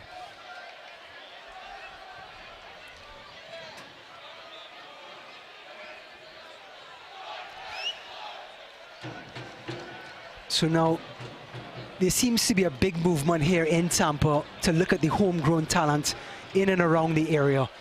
In the last 7 or 8 months, Coach Collins has said this is the place where we have to dip into to get our talent to feed this roster. It's a fertile recruiting ground, no doubt. Yeah, Tampa has a lot to offer. Central Florida has a lot to offer. So many good youth clubs here. Yeah. TBU, Chargers, many more to speak of. Don't want to offend anybody by not saying them all. Yeah. So providing this stage for them to show some of their talent, I think Coach Collins will be very interested to see who can be available for him. A lot of the fresh-faced youngsters on both sides here to close this match out in the last 15. Still 1-0 to the visitors from D.C. Getting some air under it, and McCarthy's got it. I mean, just sharing the locker room with a Wayne Rooney Sure. or Poku just can bring so much education and experience to these kids. Keep their dream alive.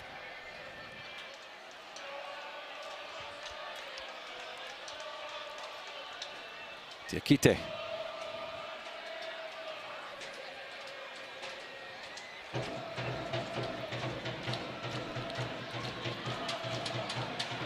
Acro working hard again. All back to Earl Edwards.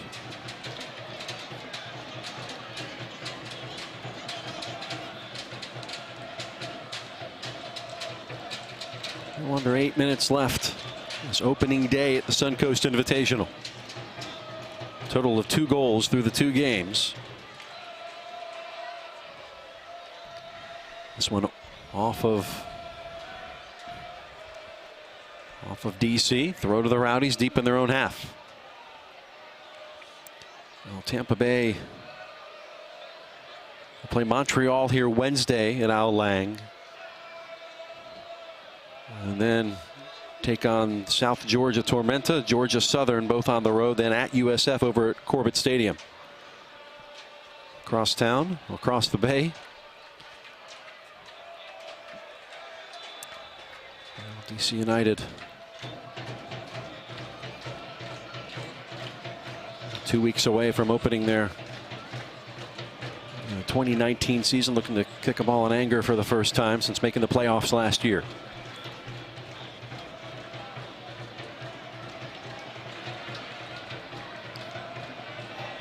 Zekra. Zekra, what a ball! Just wide of the target. Best chance of the night for the Rowdies on that delivery. Ekra, the man who was a roommate of Karim Benzema when he was with Lyon many years ago. And nearly a sublime finish for the trialist. It all started on the left-hand side, and then the play switched down to the right. DC could not recover, and Accra made a fantastic cross in. And the little number 13 here, the trialist, almost got a fantastic gift. No, Eddie Tavares on a big stage. Robbie Soranellis and Dan Wintermeyer, along with Jack Casey, the more attacking of those particular trialists. Well, that would have gotten the crowd on. What a way to finish. That would make some money if they make all the incredible. All the bars and restaurants around the stadium. It'd be a good night.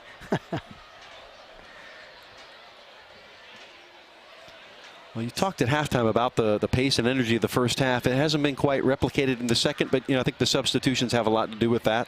I think they do, and I think for the fans it could be a little bit of a letdown, but for the coaches it's so important to get a look at this. It's so important to see formations, philosophies, and players fitting into these formations.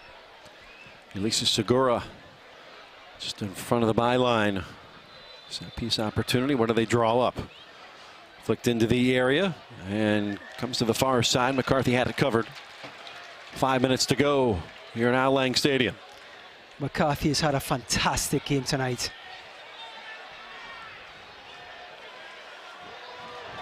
Great touch by Steinberger. Oh, just couldn't pull off the back heel, but eluded his two defenders easily.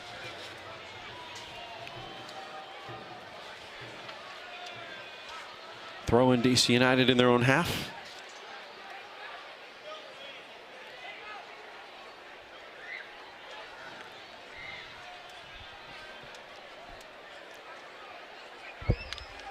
DC United will stay in town. They'll play Montreal next Saturday before venturing back up to the nation's capital.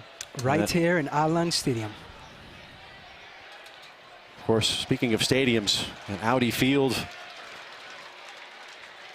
well, until the season, until Minnesota opens theirs in 6 weeks' time, the newest stadium in MLS.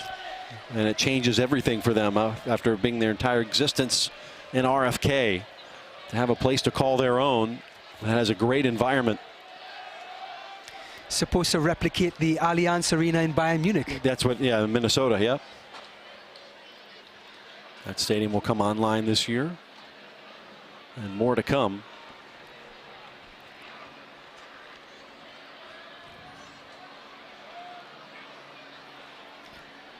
All the way out. Saw a lot of those new facilities over the last couple of years. Good fight by Bank of California Stadium in LA is a sight to see. Of course, Orlando City Stadium right up the road. Great places to see a game. Segura nearly was out and off and running.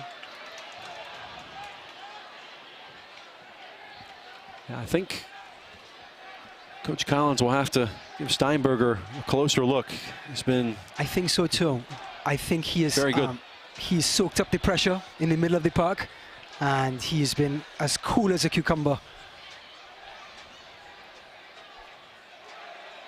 There he is. Getting it free. Steinberger with two defenders on him, and eventually goes to ground.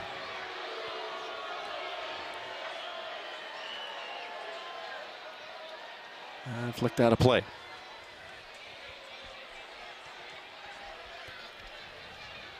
Speaking of stadiums, you've got other ones that are just being added on to. Portland Timbers will start their home schedule a little later. They're completing a renovation there in Portland. Another place to see a game if you haven't. And the player down is the youngster Akeem Ward. Just drafted last month. He is in a lot of pain. Coach Ben Olson, the last thing he want to see is in the 88th minute one of your players going down. At the same position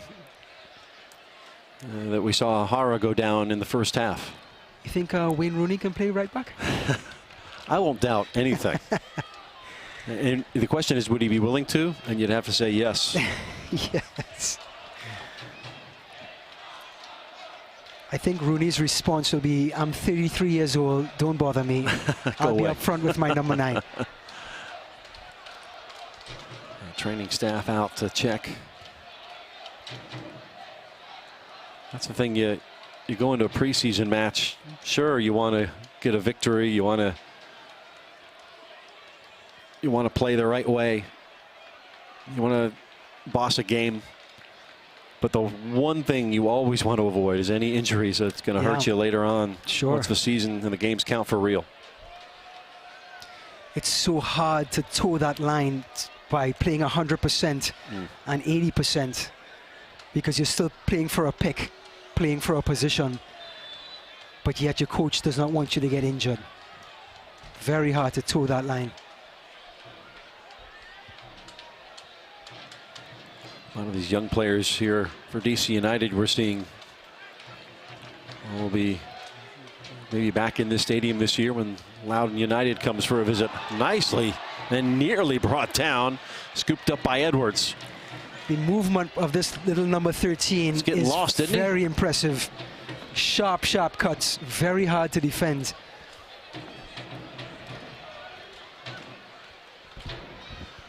Edwards Jr. puts a big boot into it. We've played 90, and I'm seeing 4 minutes. 4 minutes of stoppage time. We've had enough of that stoppage. As far as injuries and substitutions, so that makes some sense. So 4 minutes minimum of added time here. Just enough time to get a goal. Yeah.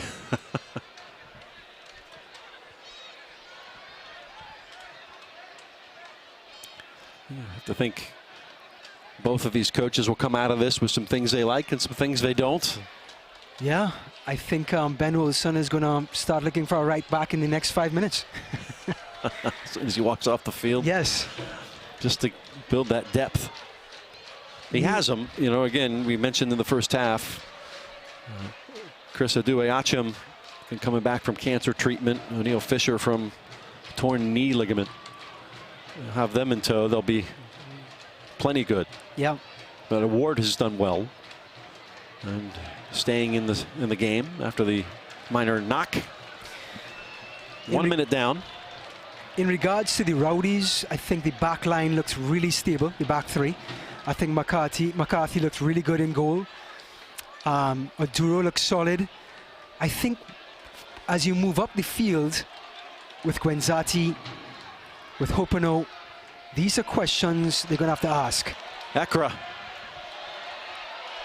One too many kicks and then nick to the ground. The Rowdies fans wanting a little bit more than a goal kick the other way. Oh, Ekra the entertainer on this right-hand side, dazzling the crowd, taking every opportunity to take on his defender, and the crowd loves it. 2 minutes to go.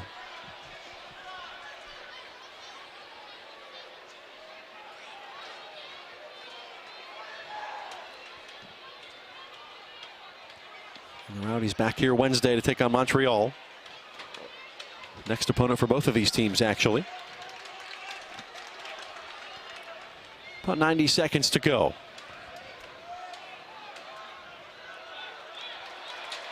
Ekra, more conventional this time, sends it towards that spot in the 18. And we'll learn another throw in. Coming up on the 1 minute. Turned around, cleared. Ekra. Steps down the line. Using that body to ward off the defender. Just throwing so again. 1 minute to go. Just so comfortable around defenders. He is. Back heel, why not? And that one will lead to a corner kick that took a deflection on its way out. That off of Alexin Saravia. Steinberger has been so good with his deliveries tonight. Getting the That crowd will on get their him some feet. fans, firing the crowd up here at Al Lang. Service Good right delivery. at the 6. Headed in the air. Half a minute to go. Segura can't clear. Steinberger will cut to his right foot. Has the help and the assistance. Comes back. Segura trying to wreck it. And there's the goal kick, and that will probably do it.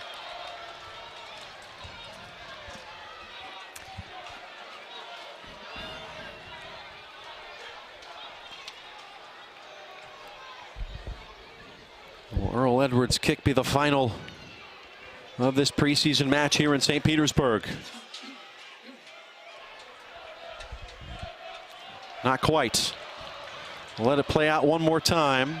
Back to Edwards.